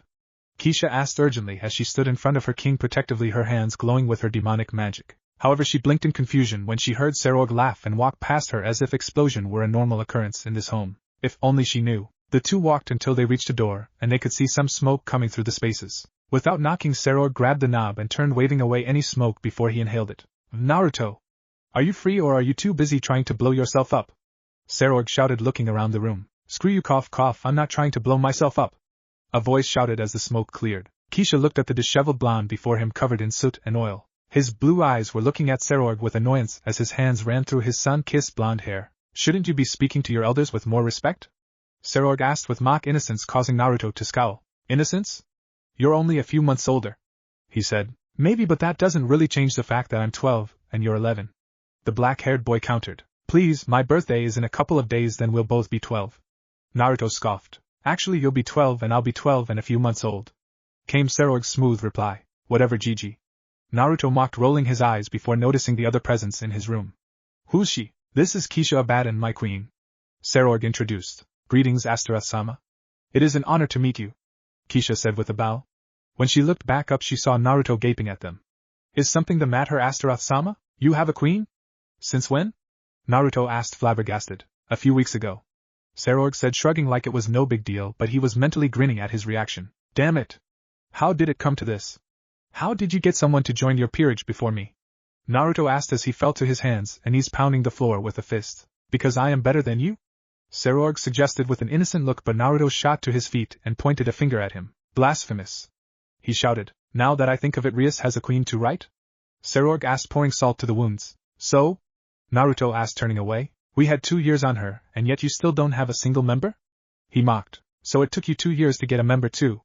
Naruto shot back, glaring at him in annoyance. Perhaps, but I said I would not form my peerage until I reclaimed my place as clan heir. I needed those 2 years to train in order to do so. What is your excuse? It's not that bad, is it? Sona-chan hasn't gotten a member yet. Naruto tried to defend himself. She's 9. She won't get her set of evil peace until next month on her birthday. Serorg deadpanned, causing Naruto to fall down as an aura of depression hovered over him. On the side, Keisha watched the whole thing with a sweat drop. This is how the son of Beelzebub-sama acts? She thought before turning towards her laughing king. I have not seen Serorg-sama act like this before. It doesn't matter. So what if you got a head start? I'll still kick your ass. Naruto shouted as he jumped on his feet and glared at Serorg, who returned it with a smirk. Yumara, you two going to fight? Keisha asked nervously. The two boys stared at her, blinked, stared at each other, blinked, then looked back at her with a thoughtful look. No, I don't think so. What about you, Naruto? Me neither. Maybe tomorrow, but I'm fine right now. Their casual admittance that they would fight later made the queen's sweat drop. Anyway, it's nice to meet you, Keisha. Welcome to the family. Naruto greeted, holding his arm towards her. Blinking in conclusion, Keisha attentively took his hand in her own and shook. If you don't mind my asking, what do you mean by family, Astra-sama? She asked when he released his hold on her hand. None of that Sama stuff. Just call me Naruto. I hate using formalities. Saruorg and I are brothers in every way but blood, and since you joined his peerage that means you joined our little family. Naruto explained. I see, then I thank you for welcoming me, Astra, I mean Naruto. Kisha said with a small smile. She was not expecting this from the son of a Satan, but Saruorg was right. Naruto was a very interesting devil. Alright, so both you and Rias have a queen already. I really have let myself fall behind, but not anymore. By the time of my birthday I will find the first member of my peerage, Naruto declared as he pumped his fist into the air. Few days later, Naruto's birthday. Damn it! Why is it so hard to find peerage members? An irate Naruto shouted as he walked along a dirt road. He promised Saruorg that he would find his queen. It proved to be a much more difficult task than he originally thought. Why couldn't I have been as lucky as Rias-chan and have my future queen summon me? He whined as he began walking up a hill. He had met Rias' queen, a young girl named Akino. Turns out she accidentally summoned one of the Gremory clan devils who saved her life. She was brought to their home and became best friends with Rias and soon her queen. But he resigned in his luck that something like that would not happen, and he began his research. He looked up different types of yokai to learn about unique abilities and characteristics that they possessed. Then he went on different human blogs to find out any interesting rumors in the human realm. Most humans were ignorant about the supernatural world and passed them off as simple myths and superstitions. And more often than not these myths involved the supernatural. So while he was doing his research he found a particularly interesting story. Apparently there was a small village that was untouched by modern civilization. While not impossible, it was rare for there to be villages, but they were often ignored since the people there lived in the past. But there was a note saying that it was located in a tropical environment. The strange thing was that about 10 years ago the temperatures began to plummet out of nowhere. No one knew why, and then a few years later the impossible happened. The village had never seen snow before, but a few years ago it became a common sight. It came to the point that snowstorms were a common occurrence. But since this was so far away from civilization, most people thought of this as a myth about a vengeful ice spirit unleashing their wrath on the village. And so here he was. The moment Naruto reached the top of the hill it was like he walked into one of those walk-in refrigerators that butchers use to store meat. Looking at the ground he saw a light layer of frost that became deeper the closer it reached the village. Looks like there might be some truth to this myth. Naruto muttered as he walked towards the village. Hello? Is anybody here? Naruto shouted as he walked through the freezing village. The only answer he received was the sound of snow getting crushed beneath his steps. Frowning, he stuffed his hands in his pockets, and continued to search for someone who could hopefully give him some answers. After a few more minutes of walking in silence, Naruto scratched his head, wondering why he hadn't seen a single person. Was this village abandoned? Well, he guessed that made sense if they were hit by a bunch of random snowstorms. Looks like I have to search on my own, Naruto said as he stopped walking and crossed his arms. So if I was some kind of mythological being creating random blizzards, where would I be? A sudden gust of cold wind blowing past him was his only answer. Okay, that wasn't ominous or anything. Naruto sighed as he continued to walk before his eyes widened and he snapped his fingers with a grin. Oh man, how stupid can you be? He said to himself, smacking his head. Raising his arm, he pulled the sleeve of his jacket up, revealing something that resembled a watch. But instead of numbers and a hand, the only thing there was a red arrow. Okay, time for your field test. He pushed a small button on the side of the watch and looked as the red arrow lit up before spinning in a circle. After a few seconds of spinning, the arrow stopped, pointing towards Naruto's upper left, and began to blink. That way, huh? Naruto said with a pleased smile. This was one of his earlier inventions, and while simple it was very useful. It was a yoki detector. The arrow would lead you to the strongest source of yoki in the surrounding area, and since this place was so barren, the source of yoki was probably what he was looking for. After walking, he soon found himself at a park and the arrow was pointing straight ahead. He looked up and saw someone sitting on a swing. It was a young girl who appeared to be his age. He took a look at her and was surprised he actually saw her. She almost blended with the snow perfectly. She had pale skin and long hair that was white as the snow around them. He couldn't see her eyes since she was looking down, and her hair hid her eyes. She wore a short-sleeved white shirt, black pants and worn-out brown boots. What do you want? She asked, her gentle voice carried by the winter wind. Naruto could have told her that he was here looking for the source of the ice and snow. He could have told her he was searching for members to join his peerage. She possessed yoki. According to his detector, she had to have had some knowledge about the evil pieces. He could have told her he was curious about where everyone around this village was. Aren't you cold? He asked with a tilt of his head. But he didn't. Because right now he forgot about his original purpose and was too busy looking at a girl his age wearing light clothing in such cold weather. The girl looked up and blue met blue, but while his eyes resembled sapphires, hers resembled ice. Cold? She asked curiously, like she was unaware of what that was. Yumie? Naruto asked unsurely. The girl was silent as she pondered this before speaking. I don't get cold. Really? Naruto asked with a raised brow. Was she an ice-type yokai? I do not get cold because I am the cold. She explained further. You are the cold? Naruto repeated in confusion. What did that mean? What do you want? She repeated her first question, ignoring his confusion. Oh right. My name is Naruto Astaroth, and I heard the stories about the sudden blizzards hitting this place, and I wanted to see for myself. Naruto explained. I was hoping I could find the cause of it while I was here. I see, she said before pausing. In that case you have found it. I have? Naruto blinked before pointing at her. So it was you. He was only answered with silence. So did you decide to give this village the gift of winter? She remained silent, but he noticed her slightly flinch. Where is everyone? Silence. So you're here by yourself then? Flinch. Silence. You must be strong if you were able to change the natural weather of this place for so long. Flinch. Silence. Well, I have a question for you. Naruto started but sighed when he was greeted once more with silence. I wanted to know if you would consider joining my peerage. I could really use someone with your gift. That got a response from her, but it was one he wasn't expecting. Gift. Her voice held a tint of venom. You think this is a gift? Sure. Naruto tried uncertainly. Leave. Her voice was no longer gentle, but as cold as the frost around them. Huh? Naruto asked, taken back by her sudden change in tone. You've come after me because of my powers. Her voice was like a whisper in the wind, but he still heard her. But just like the others who have tried to take me, you will fail. The sudden shout was followed with a sudden burst of wind so fierce that Naruto had to shield his face as he took a few steps back. Oh, what's the big deal? He sputtered. What? I thought you wanted me because of my power?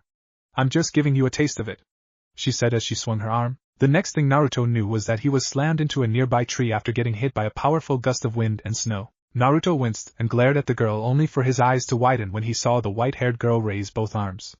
Ice began to form around her, and took the form of spikes. Pointy spikes, he added mildly as he jumped away, gulping a bit when he saw the frozen weapons impeded in the tree he was leaning against seconds ago. Hey, no need to launch sharp pointy objects at me. Can't we talk about this? Naruto asked hopefully. We could. The girl allowed, causing Naruto to smile. But that smile was wiped off when she continued. But that doesn't mean we will. Damn it. Naruto cursed as he rolled out of the way of the incoming frozen projectiles. I'm pretty sure Serorg and Rias didn't have it this rough when they had Kisha and Akino join them, Naruto said as he watched the girl in front of him warily. Mao, where is he? Rias complained. Must you be so childish, Rias? A young girl with short black hair wearing glasses asked. Of course. I'm only 10. Mao, Sona-chan, you're younger than me, so you should be more childish too, Rias said with a pout. Era, it seems like Rias-chan is as lively as ever, another younger girl said.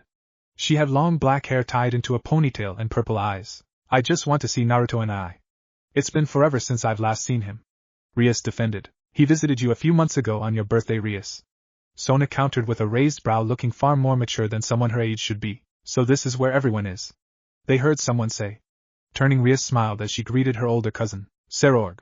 You're here, Rias said with a smile, running to hug him. Rias, it's good to see you again, he said with a smile as he returned her hug. When he first met her, he didn't know how to act. On one hand, he knew she was not responsible for his father's behavior towards him, but on the other, he was still a child and he couldn't help but feel jealous that she was the one who inherited the power of destruction, while he did not. But as time went, he realized that just like how it wasn't his fault that he didn't inherit the power, it wasn't her fault that she did.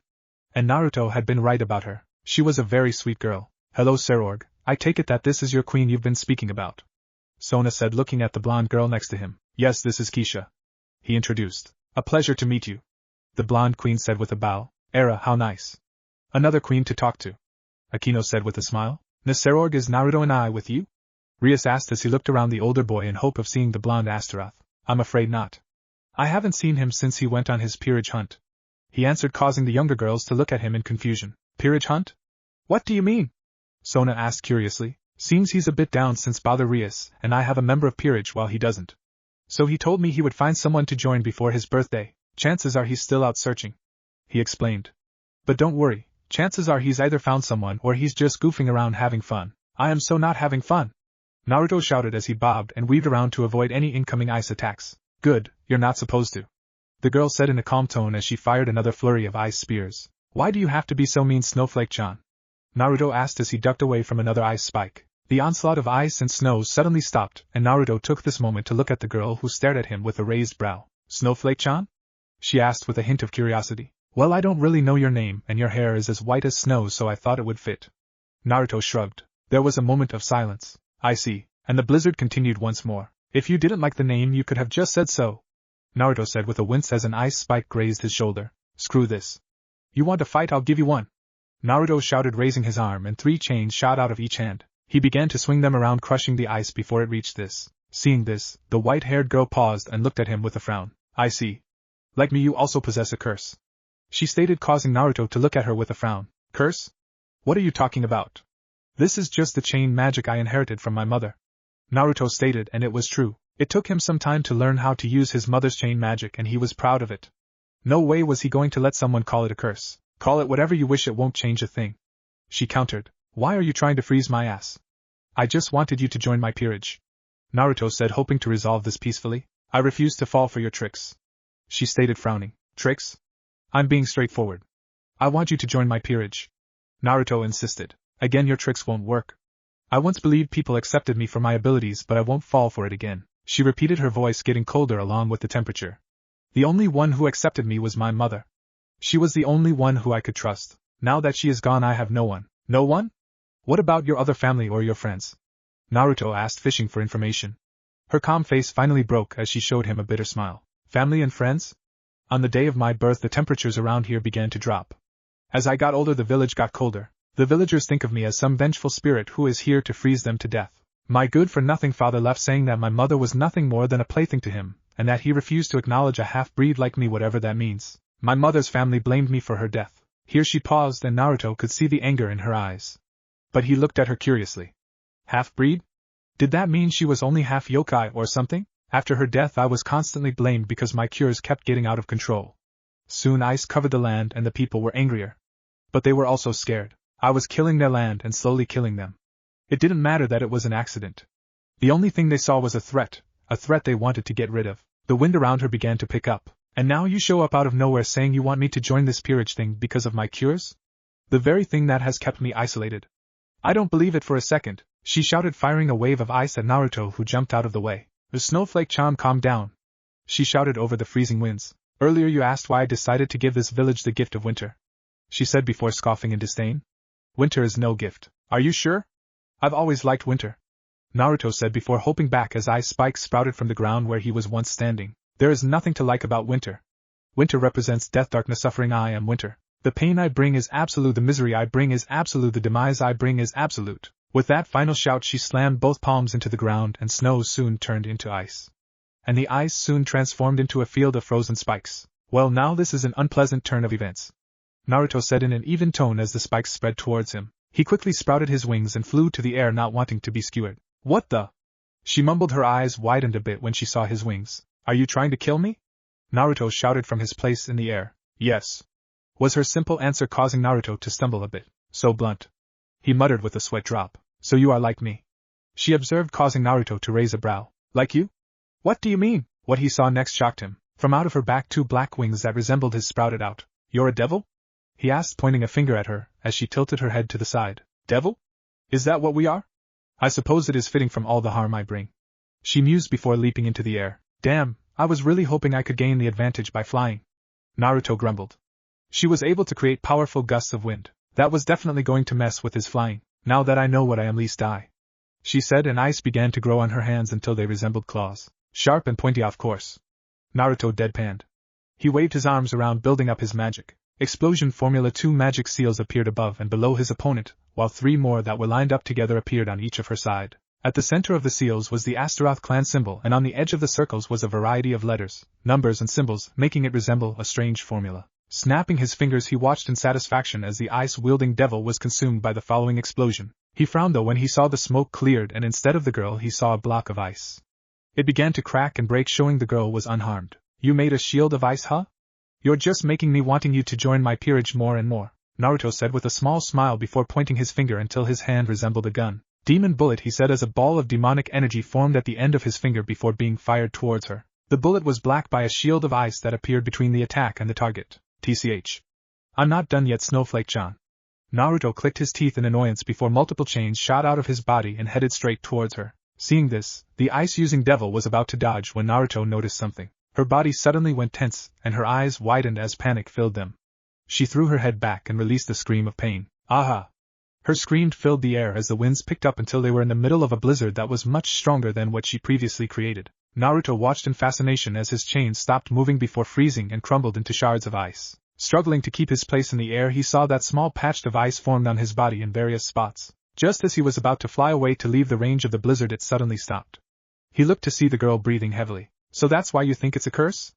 You're able to use ice magic but you don't have proper control of it," Naruto observed. "And it was because of that you ended up hurting the villagers." "Shut up," she hissed with a glare as she regained her breath. "It's not your fault. You said you were a half-breed and your father left, right? So that means you lived surrounded by humans with no one to help you control your powers," Naruto said. "I said shut up," she repeated as she created 2 ice spears before launching them towards him. "I get that you're scared of your powers," Naruto started as he ducked away from the spears. "But you don't have to stay here alone. Come with me. I can introduce you to people who can help you control your power. In fact, my godmother is one of the strongest ice-using devils in the underworld." The girl paused and it looked like she was considering it before shaking her head and charged at him, her hands covered with ice in the shape of claw. Naruto cursed as he flew to avoid it, but she was hot on his trail. The two began an aerial dance with Naruto trying to avoid being cut to shreds and the girl dodging any bullets he fired. "Come on. You can't tell me that you aren't interested in the opportunity of controlling your powers? What about your mother? Would she want you to waste your life living in this frozen village alone?" Naruto shouted as his cheek was cut by one of her claws. "Empty promises. Empty promises that I won't fall for," she said, going for another sweep, but Naruto leaned back to dodge it. "I do not care if you are interested in my curse. I won't let you take advantage of me. I'm not trying to take advantage. I just want to help." Naruto tried as he descended to the ground with her following. "Lies. You want me to join this peerage of yours. You even admitted earlier that you are interested in my powers. It is because of that you are here in the first place," she hissed, summoning a block of ice. Unleashing a battle cry, she launched it, hoping to crush the blonde. Seeing this, Naruto clapped both his hands so they resembled a gun and fire a larger bullet. "It's always the same. It's always my powers that ruin my life and I'm sick of it," she shouted, and Naruto was surprised to see some tears forming at the corner of her eyes. "First, my powers make it so cold that my mother gets sick, slowly killing her. My father leaves me because I'm some disgusting half-breed. My mother's family hates me for killing her. The villagers want me dead for freezing their land. Earlier you asked me where everyone was. Well, I killed them all. They attacked me and when I panicked I accidentally froze them to death. Now you, some random devil, comes here looking for me because he wants me to join this peerage thing and use me for my powers." She took a deep breath to calm herself down. She was so out of it that she said things she didn't mean to. Naruto looked at her with wide eyes as she got that off her chest before frowning. Now that he thought about it, from her point of view it did seem like her powers dictated her life. Wow, no wonder she thinks her powers are a curse. "You're right," he said softly, and his sudden agreement actually shocked her enough to pause in her attacks. The winds died out, and the area was filled with silence. "What?" she asked incredulously. This whole fight he was persistent in him join this peerage of his, and now he's agreeing with her. "The original purpose for me being here was to find the source of the recent snowstorms, which turns out to be you. Once I found out, I wanted you to join my peerage because I knew you were strong. So you're right, I'm basically here for your powers," he admitted softly. "But not anymore." "What do you mean?" she asked suspiciously. "I still want to help you, but if you don't want to join my peerage then that's fine," Naruto said, smiling at the surprised girl. "But still, just because you won't be joining my peerage doesn't mean we can't be friends." "Friends?" she repeated with wide eyes. "Yup. What do you say, Snowflake-chan? Let's become friends and then I can introduce you to my godmother. She can definitely help you with your ice power." Naruto offered, his grin widening and eyes honest. "Be but my curse. I am just like winter. I only bring harm to other." She shot back, losing her composure. "Oh right, earlier you said you bring pain, misery and demise to others. Well, let me tell you something, Snowflake-chan. I am a firm believer of no pain, no gain. You didn't bring misery to me because I love fighting strong opponents, and you were definitely a strong opponent. And that thing about meeting my demise? I won't be meeting my end anytime soon. After all, I still have to surpass my father and become a Satan," Naruto said with a confident grin. "Now come on. Earlier so said you were alone for so long. I don't know about you, but I would hate that, so let's be friends. Let me help you by ending your solitude," Naruto said, his grin shifting into a soft, hopeful smile. What? Beside, I don't know about you, but I don't think about all those negative thoughts about winter. Personally, I love it. Seeing a clear field covered in a blanket of white snow is a really beautiful sight," Naruto continued. The girl was looking at him in disbelief. This wasn't supposed to happen. When people found out about her powers, they were supposed to react negatively, not offer her friendship. She had no idea how to react. She looked in his eyes and saw that he really had no more desire of her joining this peerage of his. There was he just wanted to help her and be friends. She had not received that kind of look or kindness in a long time, not since her mother, and it felt nice, really nice. "Exactly what is a peerage?" she asked after a moment of silence. "Huh?" Naruto asked, tilting his head. "The reason we fought was because you wanted me to join your peerage. I have no idea what that is, and if we are to be friends then I should at least know why we fought in the first place," she hastily explained. "Oh, well, you see, we devils have something called evil pieces, which is basically a set of chess pieces that every top-class devils receive. After the Great War, the devil population diminished, so my father, Ajuka Beelzebub, created the evil pieces to reincarnate other beings into devils. Each piece offers a different power. I would be king since it's my peerage, and anyone else would be reincarnated as a devil and join my peerage as my servant. Naruto explained. So you want me to be a slave? She asked with a frown. He wanted her to be his slave. That did not sound appealing at all. And here she thought she could actually have a friend. That's just a technical term. I'm not very fond of it either. I prefer the term comrade if I'm being honest. Naruto admitted, hoping he didn't offend her or anything. I see. And you wanted me to join your peerage because of my powers? She stated, but raised a brow when he shook his head. That's only partially true, Naruto said, causing her to frown in confusion. Partially? What do you mean? It was your powers that attracted me, but it was your potential that sealed the deal. Naruto explained with a grin. My potential? What do you mean? She asked with a confused expression. Exactly what it sounds like, Snowflake-chan. I can tell that you don't have full control of your powers. Now, I don't mean to sound arrogant, but I'm pretty strong for a devil in my age group, and despite the fact that you haven't completely mastered your powers, you still put up a good fight, Naruto said before continuing in a softer tone. I get that when it comes to your powers you've only focused on the negative, but if you're able to control it you would see the positives that come with it. Let me help you, Snowflake-chan. Let me show you that your curse is actually a gift. Let me be your friend. The ice-wielding devil just stared at him, digesting what she had heard. Could it be true? Could she trust this boy she had just met? If she was being honest with herself, then she would admit that she wanted to trust him. She wanted to so bad. She was tired. Tired of losing control of her powers. Tired of unintentionally hurting others. Tired of always being on guard. But most of all, she was tired of being alone. You're serious? She whispered, ducking her head so he wouldn't see her eyes. Very. Naruto said in a quiet but serious tone. Slowly the girl walked towards Naruto, who just watched her. When she was in arm's length of him, she looked up and her eyes were a bit moist. This isn't a trick, right? She asked hopefully. I swear on the honor of my clan that this is no trick. I wish to be friends with you and I wish to help you, Naruto reassured. She looked at him carefully before nodding. She may have not known much about devil culture, but she knew that swearing on the honor of your clan was equivalent to a binding contract. To make an oath on your clan name, and then breaking it would bring shame to him and his family. He did not seem like some cruel, horrible being like legends typically depict devils as. He was offering her help, something that no one else has done before. She looked into his eyes one more time and saw no deceit. Sighing to herself, she made her decision. Whether it was for better or worse, she'll just have to wait and see. What piece am I going to be? She asked after making her decision. What? Naruto blinked in confusion. The evil pieces. Which piece am I going to be? She asked. Oh, well, based on our fight, I'd say you would work best as a queen.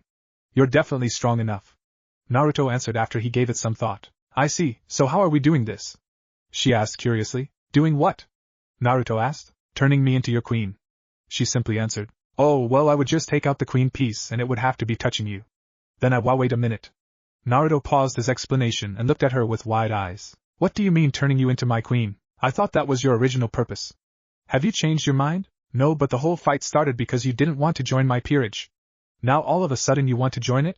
Man, I knew girls were confusing, but come on, this makes no sense? Naruto said, rubbing his head in thought. Wasn't she just trying to kill him a minute ago after he asked her to join? Yeah, girls were definitely confusing. She merely stared at him before her lips twitched into a small smile.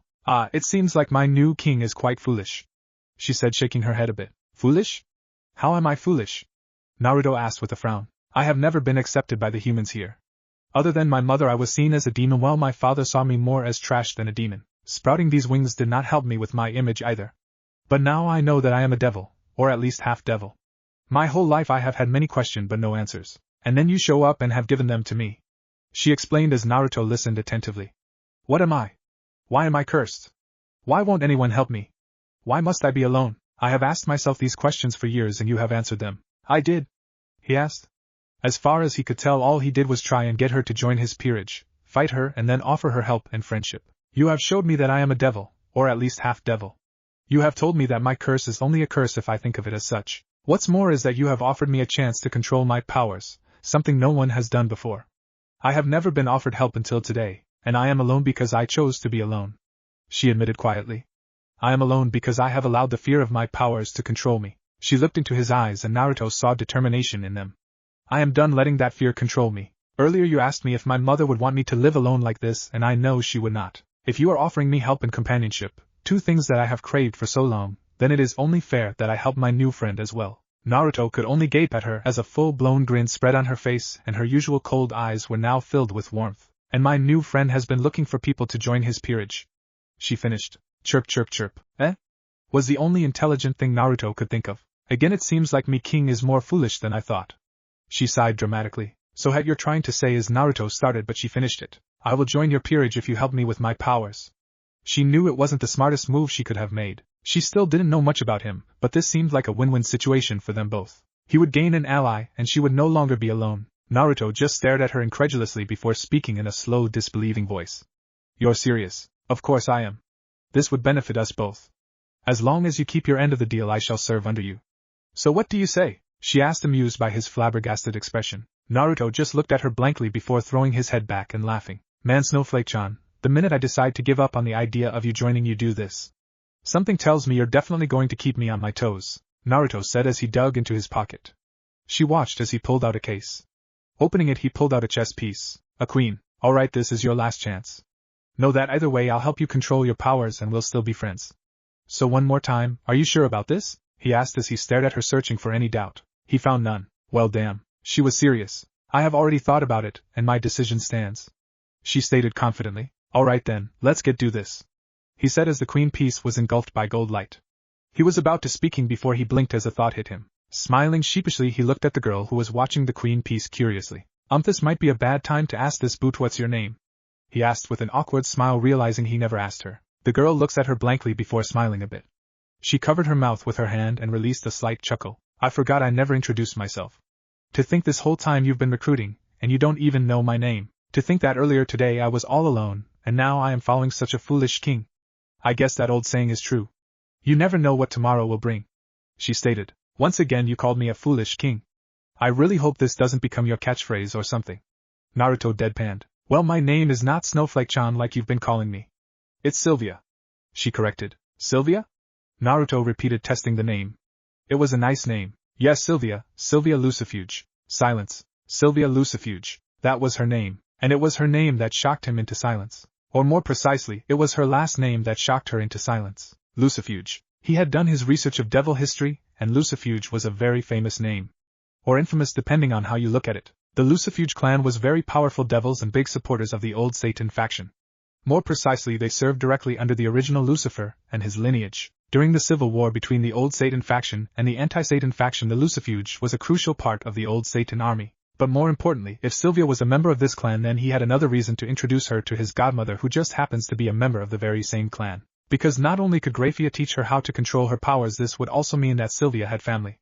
Family she had been craving for since her mother's death. From what he knew, the Lucifuge were a clan of pure-blood devil who firmly believed in the ways of the old Satans, and after their defeat the Lucifuge clan was practically wiped out and any surviving members dispersed around the world. Since she was ignorant of the devil world, he didn't have to worry about her being one of those devils who opposed the current Satans, but still, what were the chances of this happening? In the meantime, Sylvia was starting to feel unnerved. Not a single word came out of Naruto's mouth as he stared at Sylvia with unmasked shock. Did he hear her right? Aren't you supposed to be turning me into your queen now, Naruto? The white-haired girl asked nervously. She had no idea why the blonde was staring at her like that. Suddenly a frightening thought reached her mind and she asked in a tentative voice. Or perhaps you have changed your mind? She bit her lip waiting for his answer, but he was still quiet and doubts started to plague her mind. Did he no longer want her? Did he no longer want to help her? Did he think she was a lost cause? Unable to handle the silence, she held her hand up and snow began to dance around it. A second later her once empty hand now held a snowball. A snowball she promptly threw at his face. What was that for? Naruto sputtered as he wiped the snow away from his face. It's considered poor manners to stare at a lady like that.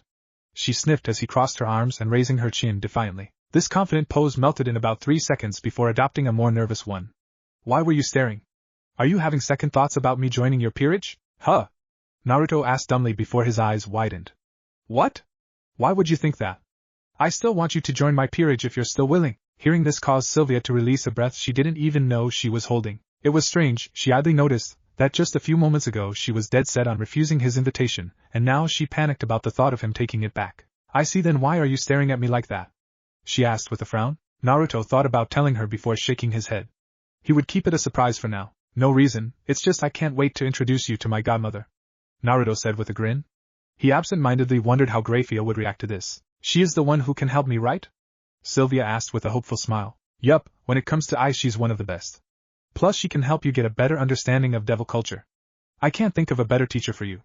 Naruto explained. Hopefully it will also give you two a chance to bond as family.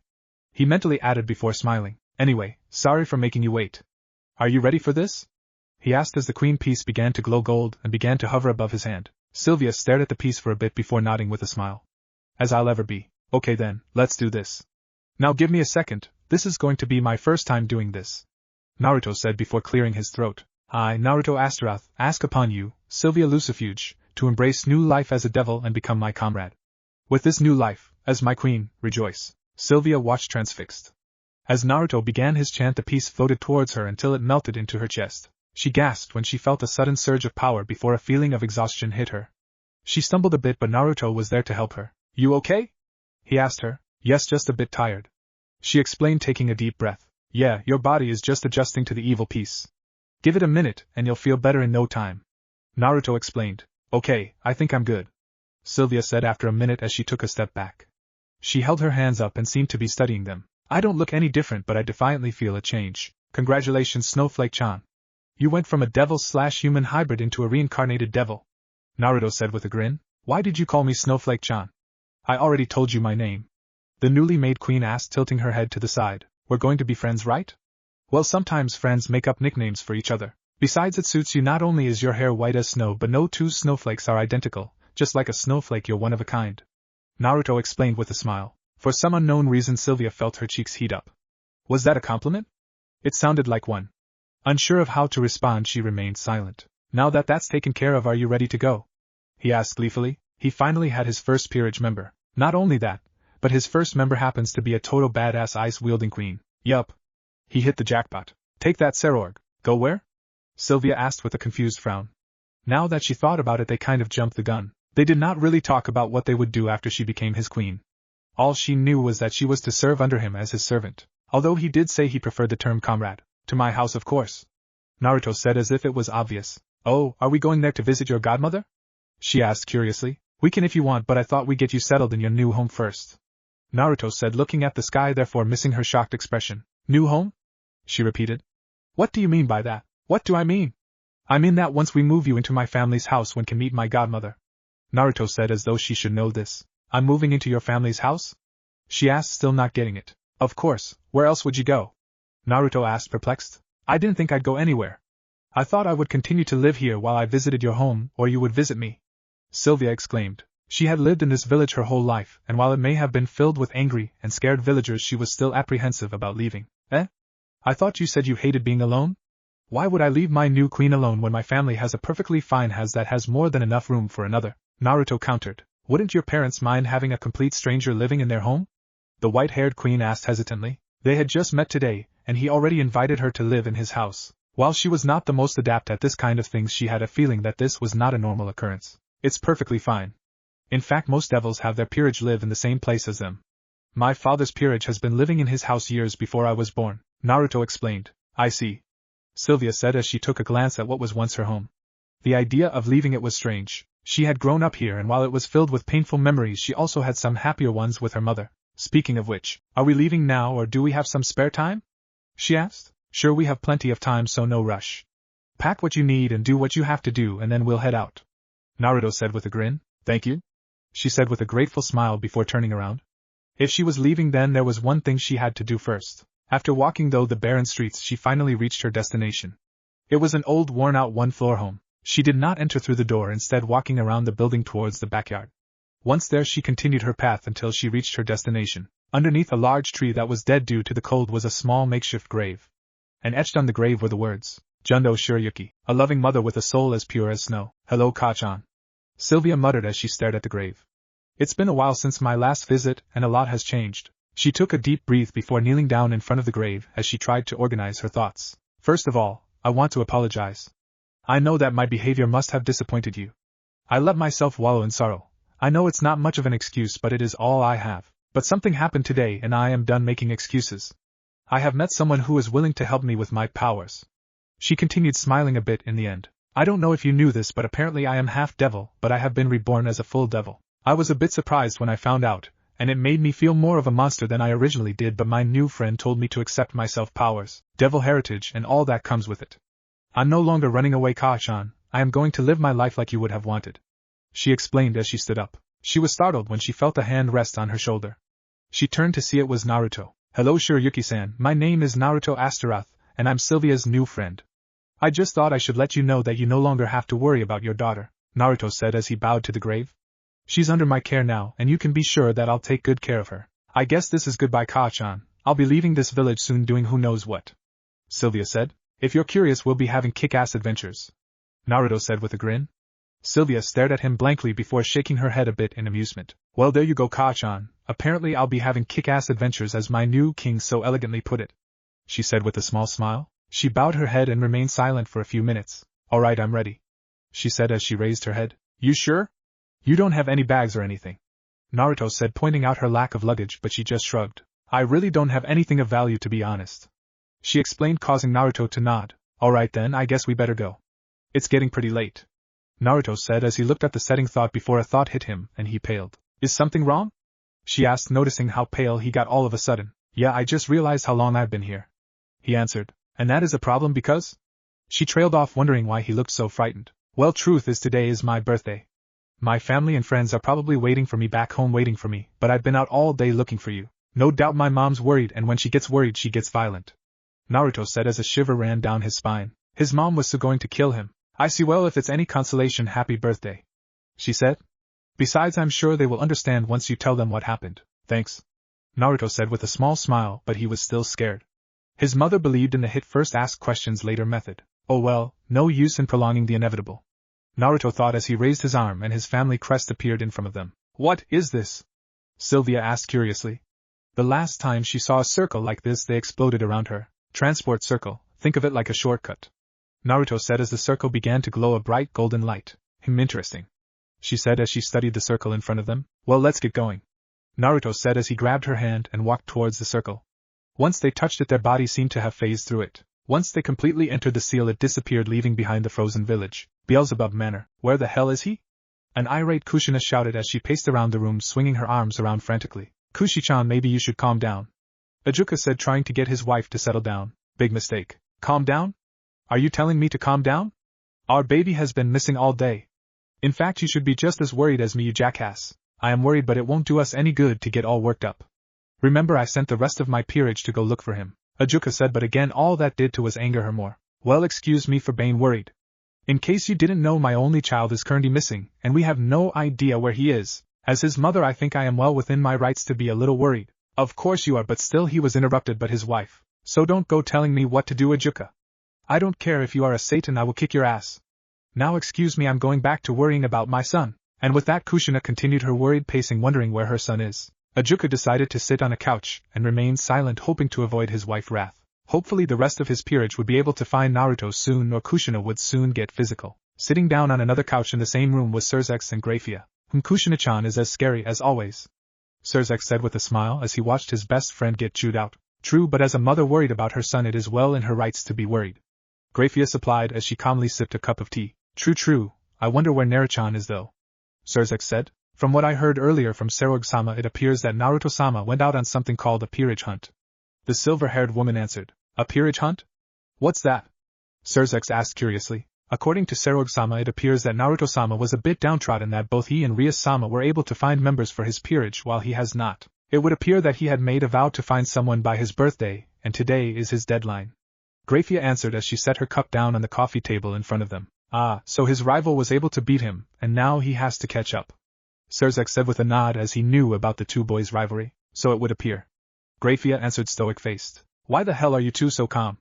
Kushina shouted as she pointed at the godparents of her son. Why? Because you're doing enough worrying for everyone in the room, Surzex answered casually, only to receive a punch in the face that sent him crashing into a nearby wall. Ow, this is why you should think before you speak, Grafia said, not at all affected by the violence towards her husband. What about you, Grafia-chan? Kushina asked, turning towards her friend. I am worried, but one of us has to remain calm. It will not benefit us to let our emotions get the best of us right now, Grafia explained. I suppose you're right, Kushina conceded with a sigh. Ajuka, who was listening, could only gape at what transpired. Are you kidding me? I just told you the same thing and I get yelled at, but when she does you listen? Ajuka asked incredulously. Do you want me to yell at you some more? Kushina asked dangerously as she glared at him. No, dear, Ajuka replied as he shook his head rapidly. From where he was still embedded in the wall, Surzex snickered. Whipped.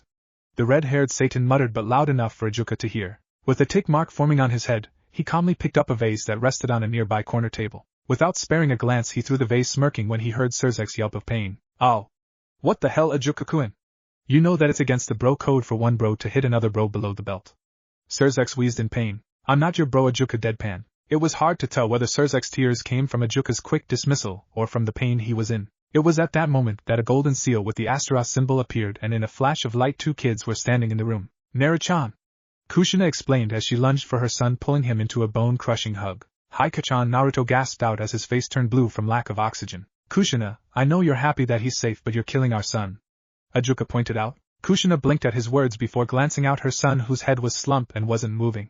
With a yelp, she let go of her son, who fell to the ground. After a few minutes of Naruto greedily sucking in some much-needed air, he stood up and was faced with the worried face of his mother. "Are you okay, Naru-chan?" the redhead asked. "Yeah, I'm good," Naruto said as he stretched his back, wincing when he heard the cracks. "That's good." Kushina sighed in relief before she grabbed the collar of his shirt with both hands and began to vigorously shake him as she snarled angrily. "Because you are in so much trouble." "What?" Naruto asked, his voice carried his head bobbing back and forth. "Where have you been?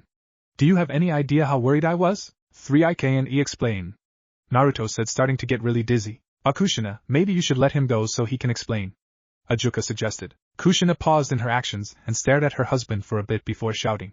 "Shut up, Ajuka. Can't you see I'm trying to discipline our son?" And with that she continued to shake and yell at her son, who looked like he was about to pass out. Perhaps I can explain," a timid voice asked, a female voice to be exact. The 4 devils blinked in surprise before their head whirled to a white-haired girl who was standing there looking incredibly uncomfortable. They continued to stare in silence, and the girl wriggled her hands together, her nervousness obvious to everyone. "Hello there," Ajuka said, finally breaking the silence. "Hello, sir," the white-haired girl greeted back. "Who the hell are you?" Kushina asked bluntly, causing the adults to sweat drop. "My name is Sylvia and I am Naruto's queen," she answered, causing them to look at her in shock. "You're his what?" Ajuka asked with wide eyes. "His queen, you know, for his peerage," Sylvia explained. "Growl." Naruto gurgled as he was able to break free from his mother's hold. The shock of the news caused her to pause in her discipline. He stumbled a bit and fought for balance before standing up straight. "That's why I was gone. I met my new queen," Naruto announced with a grin. His grin fell when he saw his godmother. He sighed, knowing something was going to happen when they learned Sylvia's full name. He just hoped that something would be good. "Anyway, let me introduce you. This is the first official member of my peerage and Queen Sylvia Lucifuge," he said, and the adults stared at him in shock. "Naru-chan, I don't think I heard you correctly. It sounded like you said Lucifuge." Surzek was the first one to speak. "That's because I did." But that would mean Kushina trailed off as she glanced at Grafia, whose usual stoic face was broken, and she was staring at Sylvia with wide eyes. "Yep, that's what I thought when I found out." Naruto nodded as he noticed her reaction. "Is there a problem with my name?" Sylvia asked worriedly, wondering why the silver-haired woman was staring at her like that. "No, nothing wrong, it's just a surprise," Ajuka said as he studied the girl. He remembered fighting many Lucifuges during the Civil War, and remembered how strong they were. But they were also very loyal to the Lucifer family and heavy supporters of the old Satan faction. Hopefully this one was like Grafia, who supported the anti-Satan faction. Naruto saw the look on his father's face and noticed similar looks on his mother and godfather's, so he decided to reassure them. "Relax, she's pretty much ignorant of the devil world. When I met her she didn't even know she was half devil," Naruto explained before turning towards his queen. "Anyway, Sylvia, let me introduce you to my family. This is my father, Ajuka Beelzebub, one of the 4 Satans. Being a Satan means he is one of the leaders of the underworld." "Hello there, it's nice to meet you," Ajuka greeted with a polite smile. Since she was ignorant of the devil world, that meant she didn't share the same views as her clan, which meant he didn't have to worry. Not that he had anything against her, but this was his son's safety he had to think about. "He is the one you wish to surpass, right?" Sylvia asked as she remembered Naruto's words during their fight. "Yup."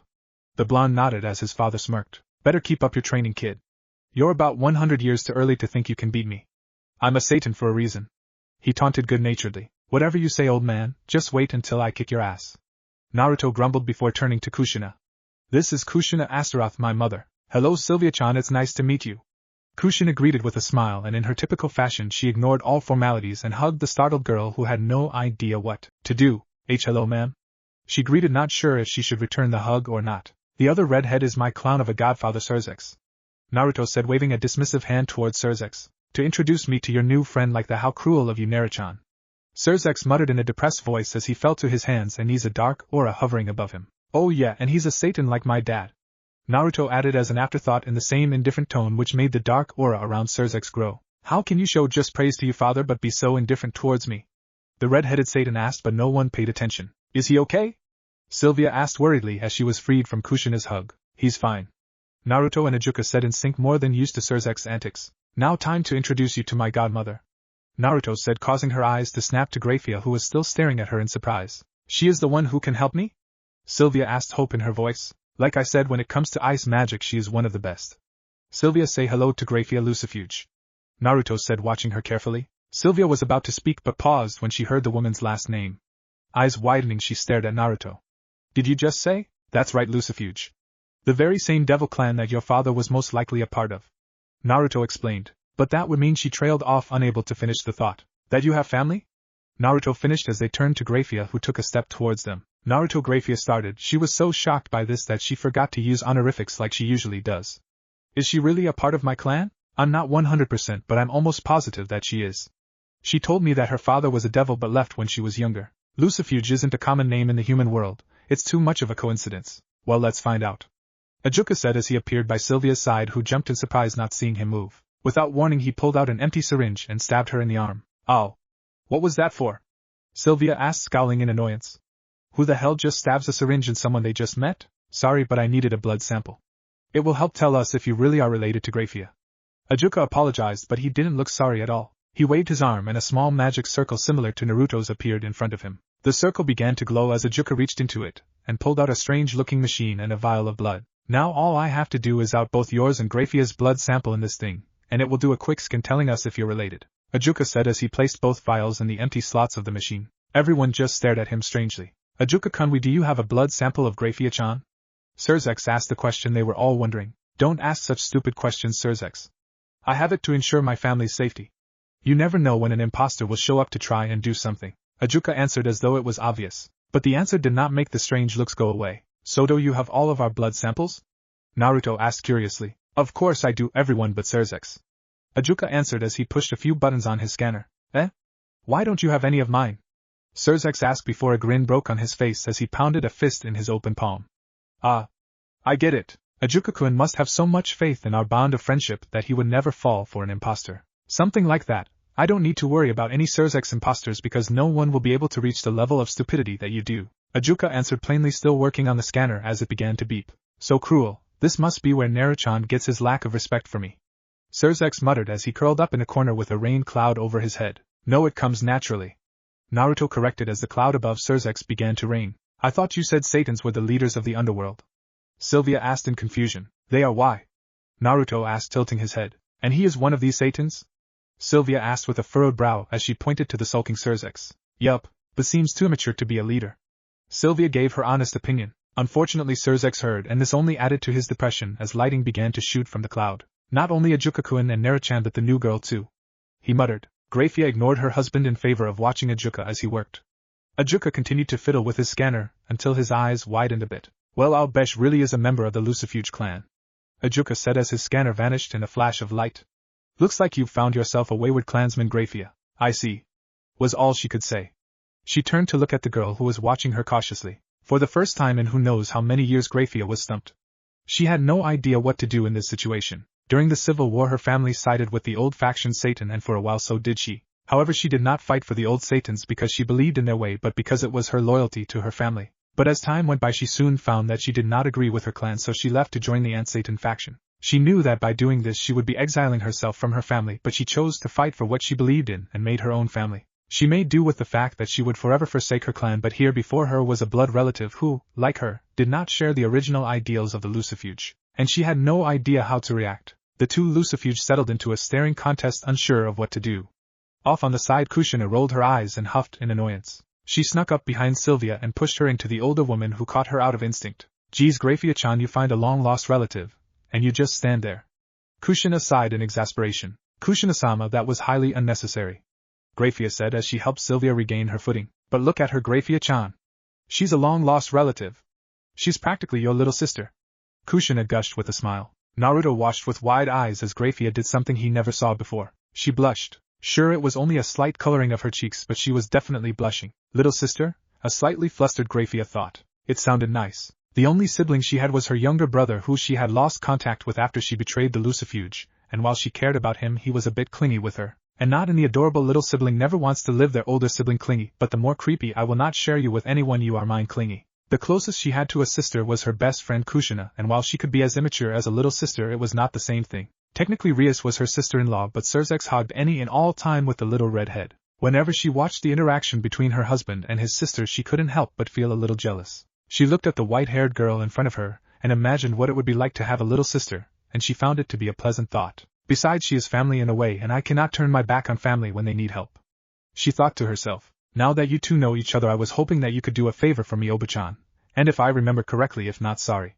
Naruto said, gaining her attention. And what would this favor be, Naruto-sama? Grafia asked, regaining her composure. Well, it just so happens that your lost relative shares your talent with ice magic. Naruto started. Is that so?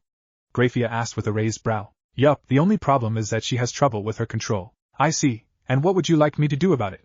The silver-haired woman asked, already having an idea. Well, as one of the greatest ice users in the underworld, I was hoping you could help her. After all, it's like Ka-chan said, you two are practically sisters, isn't it the big sister's job to help the little sister? Naruto asked with a grin. Once again Grafia could feel the heat on her cheeks rise. Seeing this, Naruto smirked as an idea hit him, and he was sure it would chip away any resolve Grafia had. He leaned towards Sylvia and whispered something in her ear, causing her eyes to widen and her cheeks to burn. What? She whispered back in disbelief. Trust me, if you say that, she will defiantly train you. Naruto told her with a fox-like grin. Sylvia looked from her grinning king towards a curious-looking Grafia before swallowing her nerves. She turned towards her and bowed. Please help me, Wani-sama. I will be forever grateful. She pleaded. Grafia stared at her with wide eyes, with only one thought running through her mind. She called me Wani-sama. On the side, Surzex, Ajuka and Kushina were watching the scene with amusement. It was very rare to see the usually stoic queen so flustered. Well, now this is interesting. Ajuka stated. Yup, it's so rare seeing Grafia-chan like this. Kushina added with a smile. Looks like she's got herself a new little sister.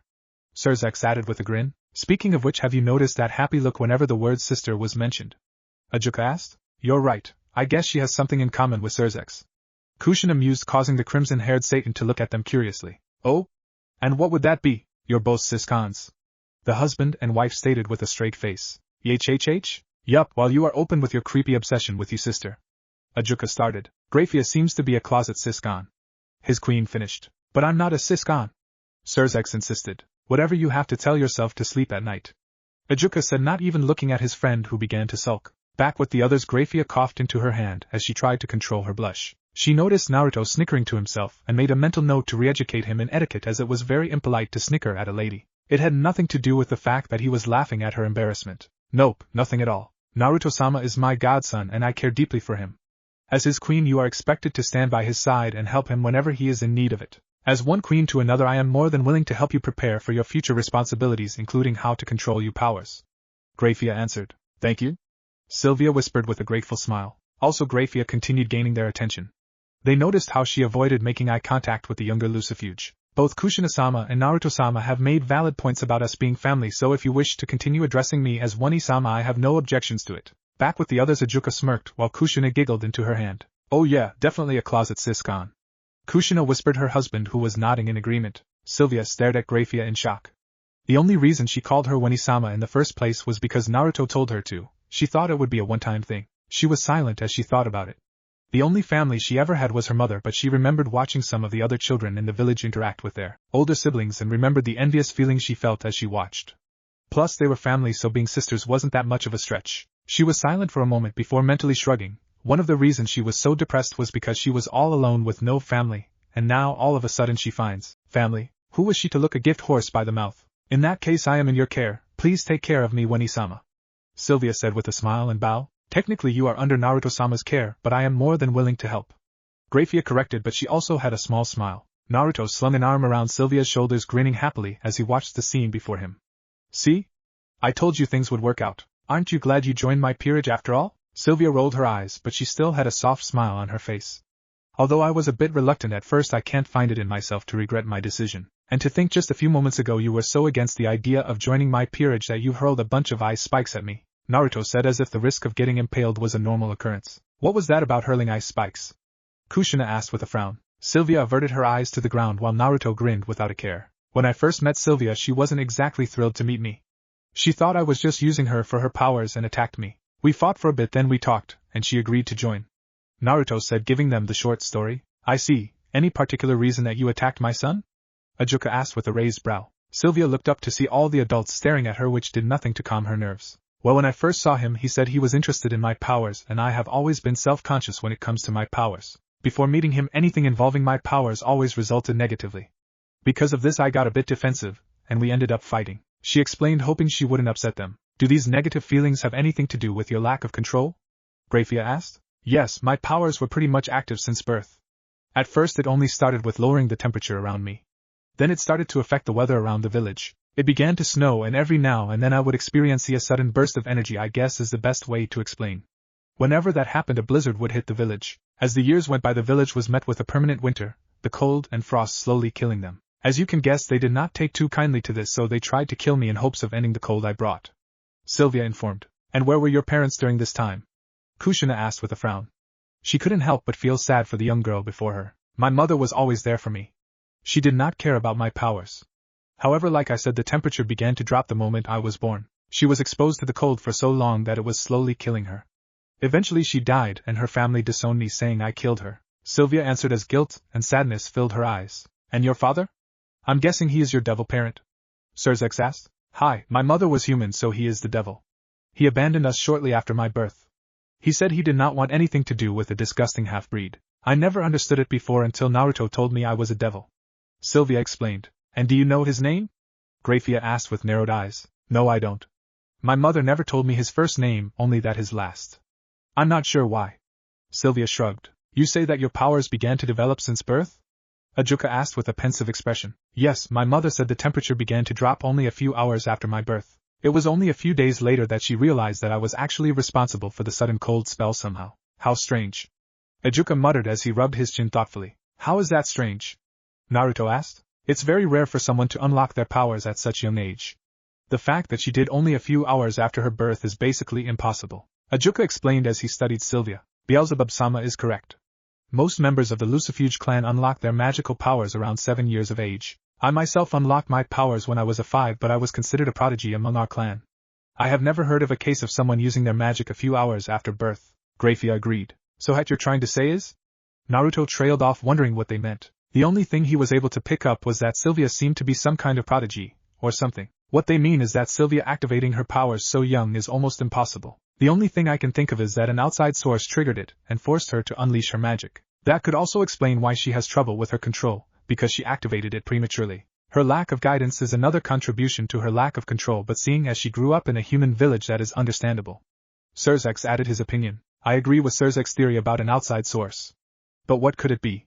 Kushina mused. Well, I can't be 100% positive, but she was half human. Ajuka stated. What does that have to do with anything? Sylvia asked with a frown as she listened to all the theories. Well, there are certain humans that are given something called sacred gears. Ajuka answered. Sacred gear? Naruto asked wide-eyed before staring at Sylvia. Was it possible that she had one? What is that? Sylvia asked, never hearing the term before. The god of the Bible created the sacred gears as part of his system to enact miracles on earth. There are multiple sacred gears with various affects. Only human and human hybrids are born with them though. Kushina explained. Since you were a hybrid, it is possible you possess one. My guess is that it was unintentionally activated when you were born. That can also explain your control problem. The unconscious and continuous activation of your sacred gear could be cancelling out your control, which would lead to those blizzards and whatnot. Ajuka added. So my ice powers are not really mine, but rather this sacred gear that I may possess? Sylvia asked, not knowing how to feel about it. It is possible that you have an ice-type sacred gear, but it is also possible that you have one that increases your natural skills. Grafia answered for her, causing the younger girl to nod in understanding. So how do we find out for sure? Naruto asked his father. The only way to tell for sure is for her to summon it. Came the older devil's answer. Summon it? Sylvia repeated. Exactly how do I do that? Close your eyes and take a stance that makes you feel empowered. Ajuka instructed. Sylvia looked at him in confusion, but shrugged it off and decided to just go with it. She closed her eyes and raised her right arm with her palm open. It was a simple stance, but it was the most common one she made when she used her ice magic. Alright, now you have to focus. Focus on the flow of your demonic energy, and search for any interference. Once you find it, you must pull it out. Sacred gears respond to one's desire, so you must want to summon it. Ajuka continued. Sylvia, with her eyes still closed, nodded, showing that she heard him. She began to focus on the flow of her demonic energy. Usually whenever she cast her magic, she just focused on the end results. She never even thought about something like this. After a few moments of focus, she was able to feel a falter in her flow and focused on that.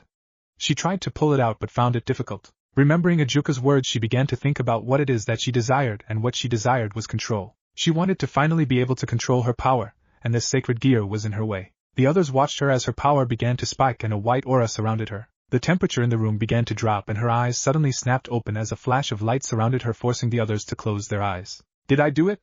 Sylvia asked as the light faded. She examined herself and noticed something. She was now wearing a necklace that she had never seen before. Not only that, but she was also surrounded by an icy mist-like shroud. Is this the sacred gear you guys were talking about? She asked with a frown. Honestly speaking, she was expecting something like a weapon with the way they spoke about sacred gears, not a piece of jewelry. I believe so, now let's get a closer look. Ajuka said as he walked towards the young girl, noticing how much colder it got the closer he got. The necklace was a big necklace, he noticed. It was made of what appeared to be silver and encrusted with ice blue jewels. Whatever it was, it looked valuable, the kind of jewelry that a noble would wear. He reached towards one of the jewels and drew his finger back. That's really cold. Ajuka commented as he looked at his finger, which was now frostbitten. There's a lot of power coming from that. Kushina observed as she looked at the necklace carefully. But what is it? Naruto asked. Sylvia, I want you to channel some of your yoki into the necklace, just a little bit though. Grafia instructed. Taking a deep breath, Sylvia did as she was told and focused her power into the necklace, and the effect was instant. The floor was now covered in a layer of ice and an icy mist spread throughout the room. Wow, I barely tried. Sylvia admitted. Whatever this sacred gear was must have been pretty strong. I think I know what we have here, and I must say you really lucked out on this one, Naruto. Surzek said with a grin. Really? Why, what is it? Naruto asked, looking at his godfather for answers. While he and his father liked to make fun of the Lucifer, they knew that he was the leader of the Satans for a reason, so if he said he knew what this was, then there was little doubt in Naruto's mind that he knew for sure. Well, we are looking at the new wielder of absolute demise, also known as the Eternal Ice Princess. Surzek answered. What? Naruto asked in shock. If that was true, then that would mean, you heard me, your queen just so happens to be a Longinus wielder. Surzek said with a grin. Well, I do believe you're right, Surzek. Congratulations, Naruto. Ajuka said with a similar grin. No way. Naruto muttered to himself. Longinus wielder? What does that mean? Sylvia asked in confusion. There are 13 unique sacred gears in the world known as the Longinus.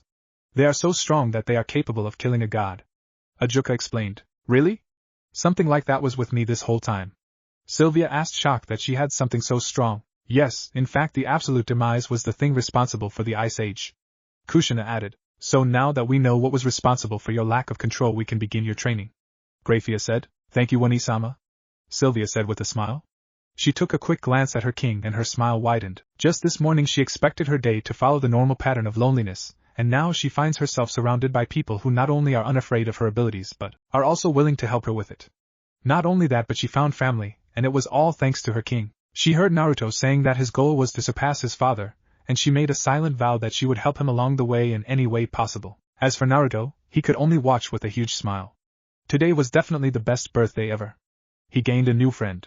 He gained a queen for his peerage. Not just any queen, but a Longinus-wielding queen who just so happens to be related to his godmother. Oh yeah, this was without a doubt his best birthday yet, and only one thought ran through his mind. Ha!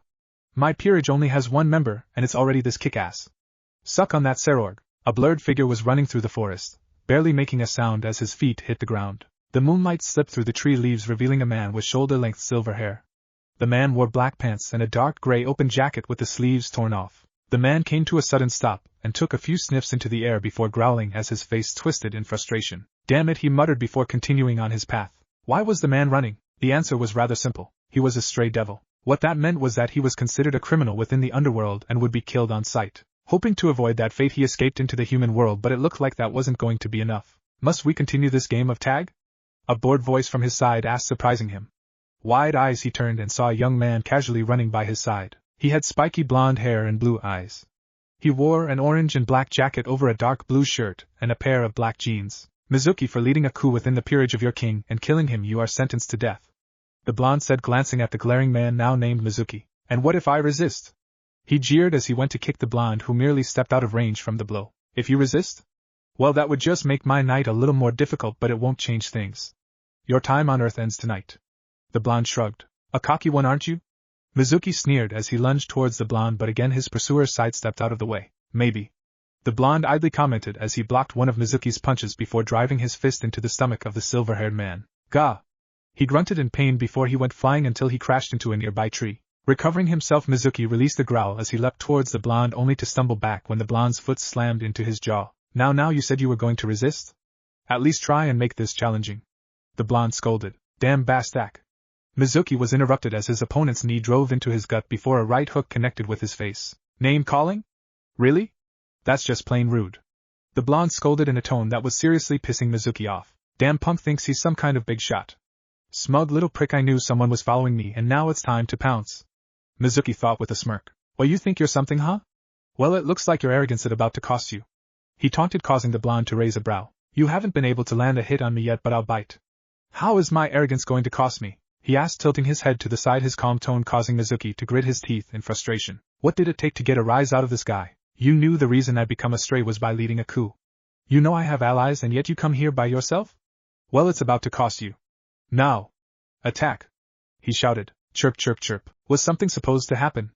The blonde asked with a raised brow. The hell? Mizuki muttered to himself. Where were his allies? He knew he was being hunted, so he sent them off to hide and wait for the signal to take this guy out. Perhaps I wasn't the one who was arrogant. The blonde suggested. What did you do? Mizuki asked, glaring hatefully at his opponent, who simply shrugged his shoulders. The answer's simple, really. The blonde said as he stuffed his hands in his pockets, his lips twitched into a mocking smile. But I think I'll answer your question with a question of my own. Mizuki waited for him to continue, but his eyes widened when the blonde suddenly vanished before his eyes. Before he could search the area, he heard a voice from behind whisper in his ear. What made you think I showed up on my own? And that was all he heard before something grabbed the back of his head and slammed him into the ground. Raijin and Fujin, also known as the legendary Stupid Brothers, were in a predicament. Like their ringleader, they were stray devils. Earlier tonight, Mizuki felt the presence of another devil who was most likely out to hunt them. So following their boss' orders, they split up from him and waited for his signal to attack whoever was after them. The orders were rather simple, but like earlier stated, there was a predicament, and it was standing right in front of them, preventing them from completing their orders. The first obstacle was a young woman with a voluptuous figure, like black hair with split bangs and hazel eyes with cat-like pupils. She wore a black kimono that opened at the shoulder, showing off her impressive cleavage, a yellow obi, a set of golden beads, and an ornately detailed headband. However, the trait that stood out most were the black cat ears and two tails that sung about lazily. The second obstacle was another young woman, but this one had long silver hair that was shining beneath the moonlight. She wore a simple gray turtleneck and a black mid-thigh skirt. She also wore gray thigh-high socks and black loafers. Like the black-haired girl, this one had some traits that stood out, such as her crimson-red eyes with slits for pupils, and there was also a fawn jutting from her lips as she smirked at the brothers before her. Brother, what we do? Pretty girls no let us pass. Fujin asked as he scratched the back of his head. Don't know, brother, but boss said we gotta help him, or we no get dinner. Raijin answered with a frightened expression. No dinner? Fujin repeated, looking just as scared as his brother. Dinner is the last of your worries, Naya. The black-haired girl with the cat-like features taunted with a smirk. Fujin and Raijin, for aiding in the murder of your king, you were declared stray devils. Now please stand still so we can kill you quickly. The silver-haired girl said. It seems like we have company. Meizu.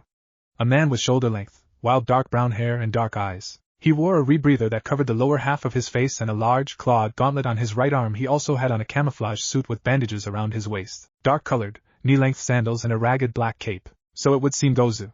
A man who looked identical to Meizu stated. The only real difference was that his gauntlet was worn on his left arm. Like Raijin and Fujin, these two were a part of the coup that Mizuki led and were about to go after whoever was chasing Mizuki, but they were led away by the individual before them. She was a beautiful young girl with long blonde hair that was tied in a ponytail with two bangs framing her face. She wore a green shirt, white jacket, dark blue jeans and brown boots. Her green eyes were full of mirth as she smiled at the two before her, with one hand resting on the handle of the rapier that hung on her hip. You're Meizu and Gozu, right? She asked in an upbeat voice. So what if we are?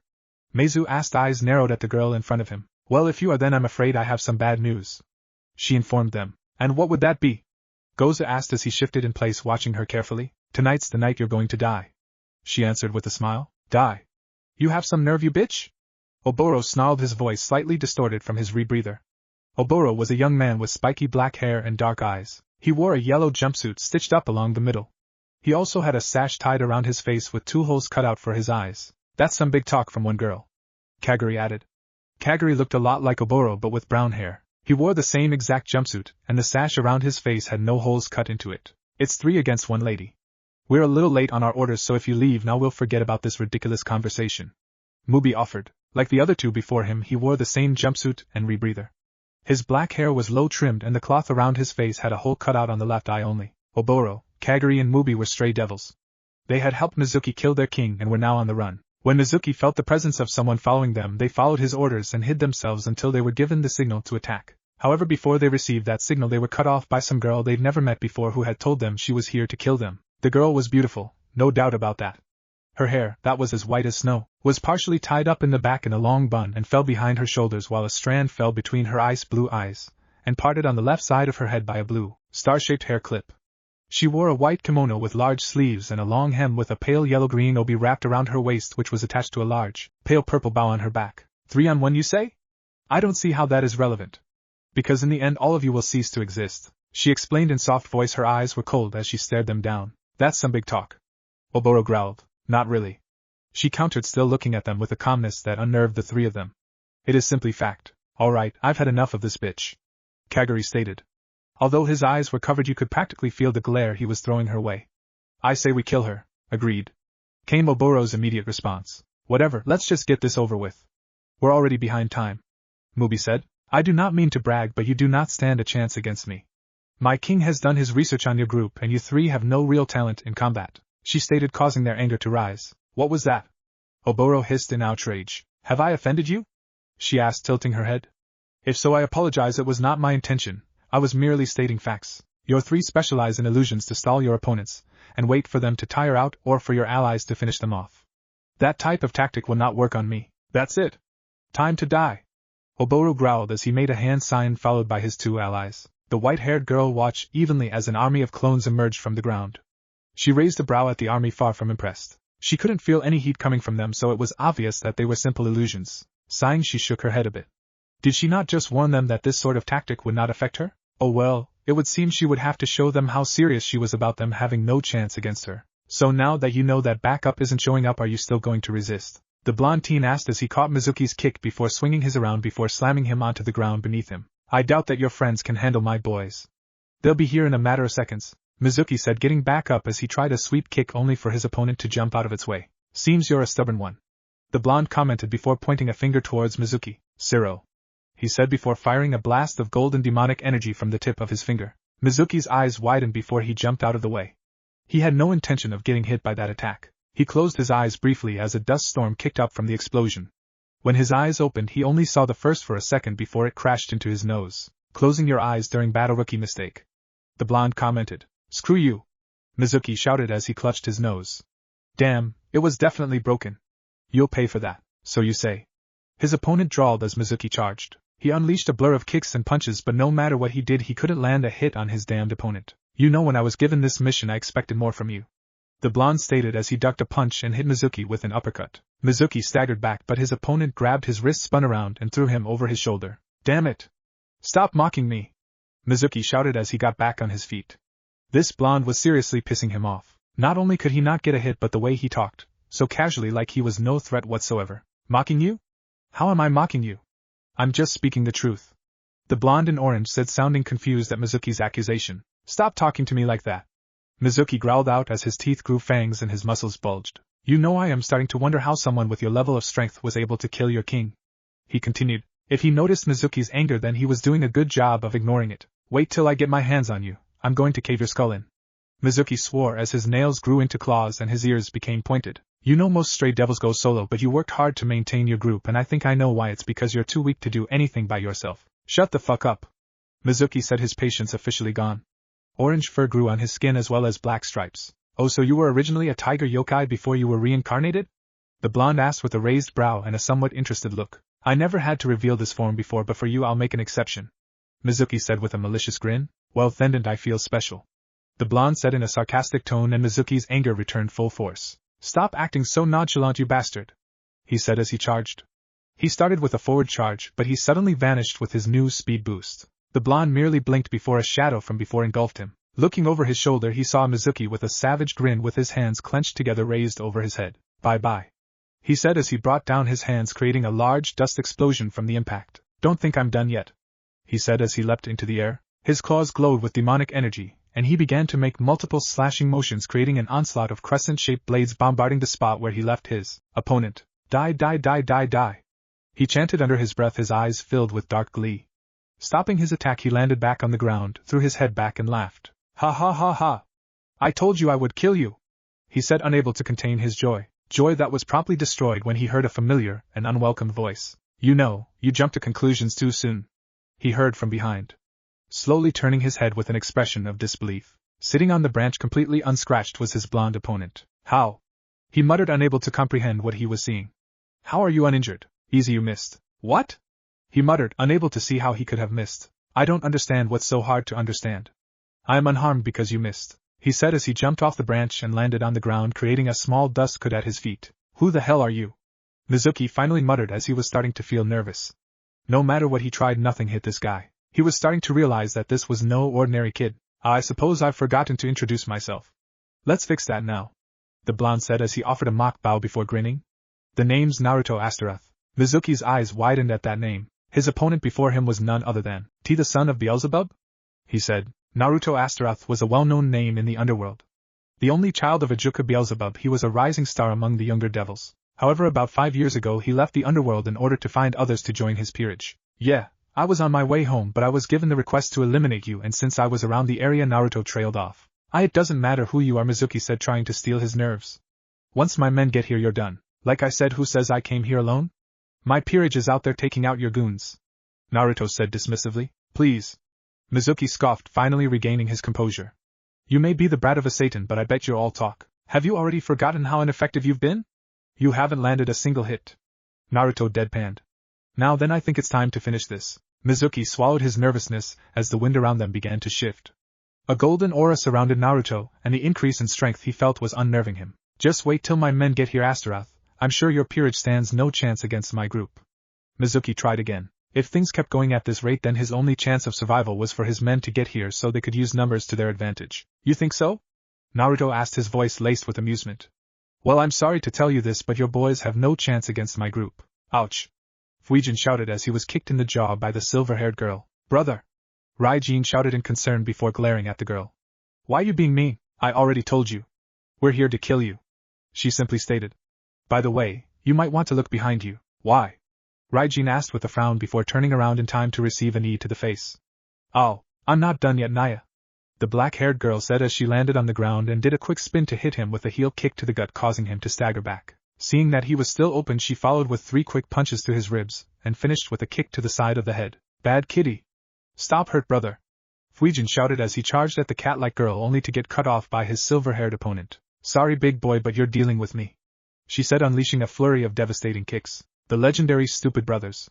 Well known for their strength and defense, but going against the power of a vampire whose strength was increased by the bonus from the rook piece, even they would have a hard time withstanding that, Naya, the black-haired girl said, watching as her friend continuously attacked her opponents. Seeing that she had everything under control, she turned towards her opponent. So what should we do with you, Naya? Mean girls hurt brother, Asian hurt mean girls, the enraged brother shouted as he charged, charging recklessly headfirst. Naya, I guess it's true, you two are all brawn and no brains. As she raised her arm, a second later an orb of purple energy appeared, hovering over the palm of her hand. Now this might hurt a bit, Naya. Raijin watched the lights with wide eyes. He had no idea if it was dangerous or not. The only thing he noticed about it was that it was a very pretty light. He watched as the cat-like girl dropped the glowing ball before raising her leg and kicking it. He only had enough time to scream in pain as the ball exploded the moment it crashed into his face. Oh, still standing, Naya? Well then, the cat-like girl trailed off with a mischievous smile as she held up both hands. Seconds later 2 more purple orbs appeared. Let's see how much you can take before you stay down, Naya. Mizuki's signal and orders were completely forgotten as Fuijin and Raijin continued to stay on the receiving end of the bombardment. Between the exploding purple bombs and bone-crushing kicks, dinner was the last thing on their mind. For instance, the legendary Stupid Brothers. Their speed is abysmal even for rooks, their intelligence is minuscule, and their fighting style is non-existent. All they can do is throw a punch. Their only redeeming quality is that they have an abnormally high defense, but even that won't last forever, Naruto explained as his fist connected with Mizuki's jaw. Okay, you may have a point there, but there's still Gozu and Meizu. Mizuki shot back, trying to slash Naruto. The demon brothers, right? They were the knights of your peerage. Sorry, but I sent my own knight against them, and they have no chance, Naruto countered as he kicked the tiger yokai / devil in the ribs. 1 knight against 2? Those 2 have excellent teamwork, and against a single opponent? Those 2 will be here in no time, Mizuki said, spitting a glob of blood. Please, ever hear of quality over quantity? My knight is in a league of her own compared to those 2, Naruto said in a matter-of-fact tone. Mizuki wouldn't admit it, but the confidence he heard from his voice did nothing to ease his nerves. Gah! Meizu howled in pain as he clutched the stub of what used to be his left arm. Fucking bitch! Gozu shouted in a similar state as his brother, his right arm now gone. Come on, Meikuin, Gokuin. No need for name-calling. I told you that you were going to die, it's not my fault you keep resisting, Naruto's knight informed. Screw Mizuki. Brother, it's time to retreat. Goza said, breathing heavily. I agree, brother. Let's go. Meizu added, and the two turned around to escape but blinked in shock to discover the blonde standing in front of them, looking over their shoulders to see her previous spot now vacant. Fast. They bother thought. You two are so rude. They heard her say. And the thing that bothered them most was the upbeat voice she spoke with. Even when she was evading their attacks or severing their arms, she never lost that damned happy voice. Not only do you try and run away, but then you go and turn your back on a lady? Squelch. Goza could only stare in horror at the sight before him. Right next to him his brother stood frozen in place. The rapier that their opponent wielded was thrust through his throat. Goza's mind went blank as he watched the life leave Meizu's eyes. Be brother, he stuttered. The rapier was pulled away and Meizu fell to the ground. Goza knew he should pay more attention to his opponent, but all he couldn't take his eyes away from the corpse of his brother. One down, one to go. He heard her say, but he still couldn't take his eyes off his brother's prone form. He knew he was about to die, but he didn't care. Say what you will about him, but no one could deny that he loved his brother, and he had no intention of going on without him. Besides, it was clear that he was outclassed. Even if he wanted to fight, his weapon was gone. Even when it was 2-on-1, they still couldn't touch her, and she easily severed their arms. So the only real choice he had was to wait. Accepting his fate, he closed his eyes and waited. Come on, Mizuki, you can do better than that. Naruto said as he fired multiple Sarasan. Despite his protesting body, Mizuki was able to dodge it. Damn you, Astaroth! Mizuki shouted before one of Naruto's Siro shot him in the shoulder. This was one of his more concentrated shots, so it pierced through. Not the worst thing that someone said to me. Naruto shrugged, firing another Siro that hit Mizuki in the knee, causing him to fall to the ground. Just wait until Oboro and his team get here. They're masters at stalling and evasion. They definitely escaped whoever you sent and are on their way now, Mizuki said, clinging to his hope that help would arrive. A part of him wasn't surprised when Naruto threw his head back and laughed. Those guys? I actually feel sorry for them. I doubt they lasted 5 seconds against Snowflake-chan. Naruto said, wiping away a few tears of mirth. Like I said earlier, you stood no chance against me. The white-haired girl sighed as she studied the area around her. The ground was now covered by a layer of ice, and standing before her were 3 ice statues that bore a striking resemblance to her opponents. The battle, if you could call it one, was hardly a challenge. The fools thought they could trick her with a simple illusion. The battle was over before it even started. When it came to magic, ice and snow were her specialties. Unleashing her demonic energy, the area around her began to freeze at a rapid pace, and her 3 opponent, whose magic resistance was virtually non-existent, were not spared. I guess I should end this, she said to herself, waving her arm. The wind began to pick up, and above the statues ice began to form. It was a simple block of ice, nothing extraordinary, but as every second passed by it got bigger and bigger. Once she was satisfied with the size, she swept her arm in a downward motion, and the miniature glacier fell to the ground, crushing the statues beneath it. Seeing that her work was done, she turned around and headed for her king. On her way, she idly wondered how these guys were able to perform a successful coup. Laying on the ground, Mizuki desperately tried to think of a way to escape. By now it was obvious that no one was coming to help him. He tried to get back up, but his body wouldn't respond, so here he lay bruised, bloodied, and beaten. What's wrong, Mizuki? No more remarks about back up? No more cursing my name? Naruto asked with his arms crossed. What was that? Naruto asked with a raised brow. Please, Mizuki whispered, his voice hoarse. Yes? Naruto asked, wondering what he would say. Don't kill me, Mizuki coughed. The desperate plea for mercy. Norat said, tilting his head a bit. Alright, I'll play along. Why should I spare you? The others you can each have, then just please spare me, Mizuki said, the labored breeze, raising his head to look him in the eyes. If he was expecting any sympathy, he sorely disappointed. Naruto's face was contorted in anger as he glared at the man beneath him. You really are pathetic, he spat out. You would really sell out your team to save your own ass? Pathetic. Naruto calmly walked to the downed man and held up his hand. He crouched down, and his pointer finger was only a few centimes from Mizuki's head. The silver-haired tiger's eyes widened in fear when he saw this. No! Please don't! Please let me go! He begged as the familiar golden light appeared at the tip of Naruto's fingers. Loyalty is something I greatly value, and to see how easily you would sell out your comrades, well, let's just say I would be lying if I said a small part of me wouldn't be enjoying this. Siro, he said, firing his attack at point-blank range. Naruto stood up as he stared at the now headless corpse. Pointing his finger one more time, he fired a much larger Siro, incinerating the body. Releasing a sigh, he scratched the back of his head. About time, that guy was a real pain in the ass, he muttered. You guys done yet? It was silent for a minute before he could hear several footsteps. Turning around, he saw the people he sent to deal with Mizuki's henchmen. You guys done? He asked calmly. Do you even have to ask, Naya? The cat-like girl asked as she hugged him from behind, pressing her generous bust against his back, earning a slight blush from the only male in the group. Oh, we're on a job, Kuroka-chan, he complained, trying to get the girl off. She only laughed a bit before jumping back. Moka-chan and I were able to handle the stupid brothers, Naya, the cat-like girl informed, gesturing to herself and the silver-haired girl. It was rather easy, the only difficulty we had was their defense. When you said those two can take a hit, you weren't kidding. The now named Mocha added. Demon brothers were dealt with Naruto. The blonde swordswoman answered. Good job, Jean, and what about you, Snowflake-chan? They give you any trouble? Naruto asked with a grin, already knowing the answer. Please, if you have to ask, then you are still the same foolish king you were when we first met. The white-haired girl scoffed. After all these years you still call me that. Naruto sulked over dramatically. So are we finished now? Sylvia asked, ignoring her king's childish antics, causing him to sulk even more. After a minute or so he recovered and nodded his head. Yup, I just finished off Mizuki, so that's everyone, so let's go. He said as a large magic seal appeared beneath them. The seal began to glow, and the group began to sink into the ground as if it was water. Moments later they reappeared in the living room of their current home. Slumping on a nearby couch, Naruto stretched his arm, the sound of cracking bones giving him a slight grimace. We'll relax here one more day and head back home in the underworld, Naruto said, causing the girls to nod. Where are Enkuin and Lancer-kun? Jean asked, looking around. En's probably asleep in his room or something. Lancers went to the lake to catch up on some fishing, Naruto answered. Naruto-sama, there's a letter for you, Sylvia said, handing him an envelope with his name written in intricate cursive. Really? Who's it from? Ka-chan and Tusan already gave me a letter a few days ago, Naruto said with a confused frown as he opened the envelope. Maybe it's another request to take down a stray? Mocha suggested. Maybe, Naruto muttered as he began to scan the letter's contents. The girls watched as Naruto's eyes hardened as he read the letter. What did it say, Naya? Kuroka asked, wondering why Naruto was so angry now. It's an invitation, he said through gritted teeth. Invitation?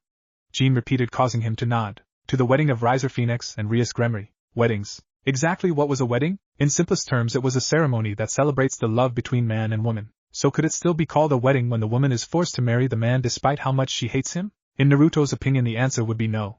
In his eyes, this was nothing but a sham. A ploy to unite the two families and to preserve the bloodline of pure-blooded devils. And while he understood why the two families were doing this, it didn't mean he had to like it. Luckily for him, he didn't have to worry about arranged marriage.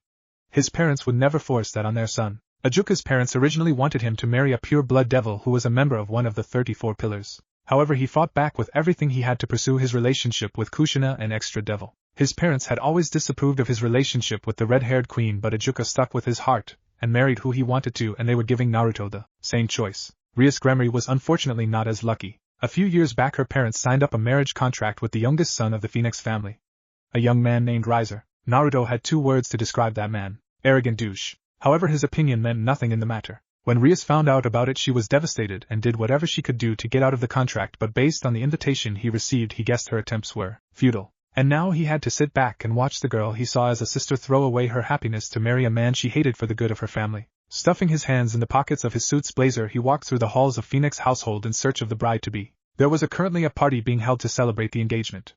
Riser was there too, no doubt bragging about his success against the raiding game he had against Rias. He had watched the broadcast, and while she and her peerage did well, the lack of experience had cost her the win. Not only that, but Riser had a full peerage, and he had no problem with taking advantage of the numbers. He didn't see Rias at the party, and figured that she wanted to prolong her appearance as long as possible, but she would have to make an appearance eventually. Walking towards that, one of the passing servants told him about. He paused, took a deep breath, and knocked. He only had to wait a few seconds before a voice answered. I'm sorry, but I am not ready yet. If you can just give me some more time, I'll be out there shortly. A feminine voice said, causing his lips to curve a bit. How cruel. It's been years since I've seen my little sister, and she sends me away without even looking at me. There was a moment of silence before the locks clinked and the door opened. Though his eyes held a bit of sadness due to the situation, his smile widened a bit at seeing a girl with long red hair wearing a beautiful white dress. Naruto and I? She whispered, her blue-green eyes wide with shock. So Rias-chan remembers after all? He teased, his voice soft. Naruto and I. She cried again, launching herself into his arms. You're back. Yeah, I'm back, he said, returning the hug. The two continued to stand there in each other's embrace before he held her back again and looked her over. If I may be so bold, Rias-chan, the years have definitely been kind to you. You've grown into such a beautiful young woman. I could say the same about you. You've grown a lot since I last saw you, Rias said with a smile before pouting and giving him an accusing stare. Which was about 5 years ago. What can I say? My peerage hunt took longer than expected. Not only that, but we did some intensive training too, Naruto said with a sheepish look. Besides, you did the same thing. Maybe, but I only went to the human world to attend school. You, on the other hand, traveled across the world doing who knows what. As you can see, there's a bit of a difference there. Rias deadpanned before her face adopted a more solemn look. If only we could have had our reunion at more joyous occasion. I know I saw your rating game. You did pretty well for your first, he complimented. Thank you, but it wasn't enough. Perhaps if we had more time. My bishops and pawn, Asia and Issei were just reincarnated a few weeks ago. Before that they were just average humans with no battle experience. Rias sighed recalling her raiding game. I see, how unfortunate. Even so they did well. Naruto commented getting a nod from the redhead. Naruto and I, she whispered getting his attention. My friends did their best but in the end it wasn't enough, they got hurt fighting for my freedom. But in the end I gave up. To see Issei so injured I couldn't take it. It just shows what kind of king you are. You're nothing like Riser who has no problem sacrificing his pieces. I know, but even so, I gave up and resigned myself to this fate. She said as a few tears fell from her. However, I still don't want to marry that man. I want to marry out of love, not duty. I know. Naruto said, tightening his arms around her, trying to give her any form of comfort. Hopefully something would happen and things would turn out for the better. Deciding to give Ria some privacy so she could prepare herself, Naruto went back to the ballroom. So the rumors are true. You have returned from your journey. A cheerful voice from behind said. Turning around, Naruto was greeted with the sight of his grinning face of his best friend/rival, Serorg. It's good to see you. Naruto greeted, raising his fist to the black-haired teen. He bumped it with his own. When you left you only had Sylvia and that bishop, Kuroka, I believe. Since you're back I guess you've completed your peerage? The Bael asked but blinked when Naruto shook his head. No, I still have a bishop, a rook and 7 pawn pieces left. Naruto corrected. I knew you were picky, but really? After traveling the world for 5 years you still have that many pieces? Like you said I'm picky? Naruto freely admitted. He didn't just want anyone to join his peerage after all. He wanted those with the potential to become the best of the best, otherwise he would never surpass his father. Speaking of which, where is your peerage? The black-haired boys asked, scanning the room. Sylvia's over there with Akino and the rest. I was going to talk to them in a bit. The rest don't really care for these kind of events, so they opted to stay. Kuroka wanted to come but I ordered her to stay, otherwise she would have destroyed the place trying to get to the one who hurt Kaneko during the raiding game. Naruto explained, remembering the Nekishu's anger at seeing her little sister getting hurt. Ice, have you seen Rias yet? Serorg asked, his expression dropping a bit. While not as close to the girl as Naruto, he still cared for his cousin. She's holding up, I guess. But she really doesn't want to go through with this. Naruto answered, getting a nod from his friend. Ladies and gentlemen, please welcome the bride, Rias Gremory. Someone shouted as Rias entered the room. Naruto and Serorg turned to see Rias walking towards Riser with an expressionless mask on her face. Look how smug he looks. Serorg muttered, nodding towards Riser. Are you sure? He looks the same to me as any other day. Naruto snorted. Naruto-sama, he heard. Turning, he saw that his queen was now by his side and with her was the Gremory peerage. Hey guys. He greeted. Naruto-sama, it's been a while. Akino nodded with a smile, but it was strained due to the events concerning her king. Is Wani-sama here? Kaneko asked, looking around the room. Sorry, but I had to keep her back. We watched your raiding game and she almost lost it when she saw what happened to you. I thought it would be safest to leave her home where she can cool down. Naruto answered. Speaking of which, you guys did well. Perhaps, but in the end it wasn't enough. Kiba said, his usual cheerful expression replaced with a frown as he watched Riser place an arm around Rias. Naruto thought of what to say but mentally shrugged. It was clear that trying to cheer these guys up would be pointless. Aren't you guys missing a few members? He asked curiously. Issei-kun was too injured and Asia-chan decided to stay with him. Akino answered. I see, so do you guys have a plan? Naruto asked, causing them to blink. Plan? Whatever do you mean, Naruto-sama? Akino asked with an innocent expression. Naruto only snorted when he saw that face. He didn't believe it for a second. I know that look, Akino. You guys have something up your sleeves.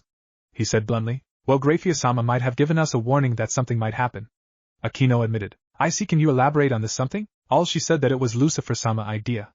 Kiba answered this time. Since it was that Siscon devil we call a Satan, then everything should work out in the end. Naruto said, feeling a bit better now. That was before he felt his ear getting twisted. Ouch. Snowflake-chan. What the hell? Naruto yelped in pain as his queen twisted his ear. Lucifer-sama is a very important and powerful devil, Naruto-sama. You should give him the proper respect. Sylvia scolded while the others watched in amusement. It's not like I'm lying. You know that clown is a total Siscon. Naruto protested. Calling one of the Satans a clown? You should know better, Naruto-sama. Sylvia calmly stated, giving Naruto's ear a particularly hard twist. Okay, I'll stop. I'll give Lucifer-sama the proper respect. Just let go before you rip my ear off. Naruto conceded, sighing in relief when Sylvia released her hold on his abused ear. Very good, Naruto-sama. Sylvia said with a pleased smile as the others snickered at the blonde king's misfortune. This is a lot funnier when it happens to Surzex. Naruto muttered.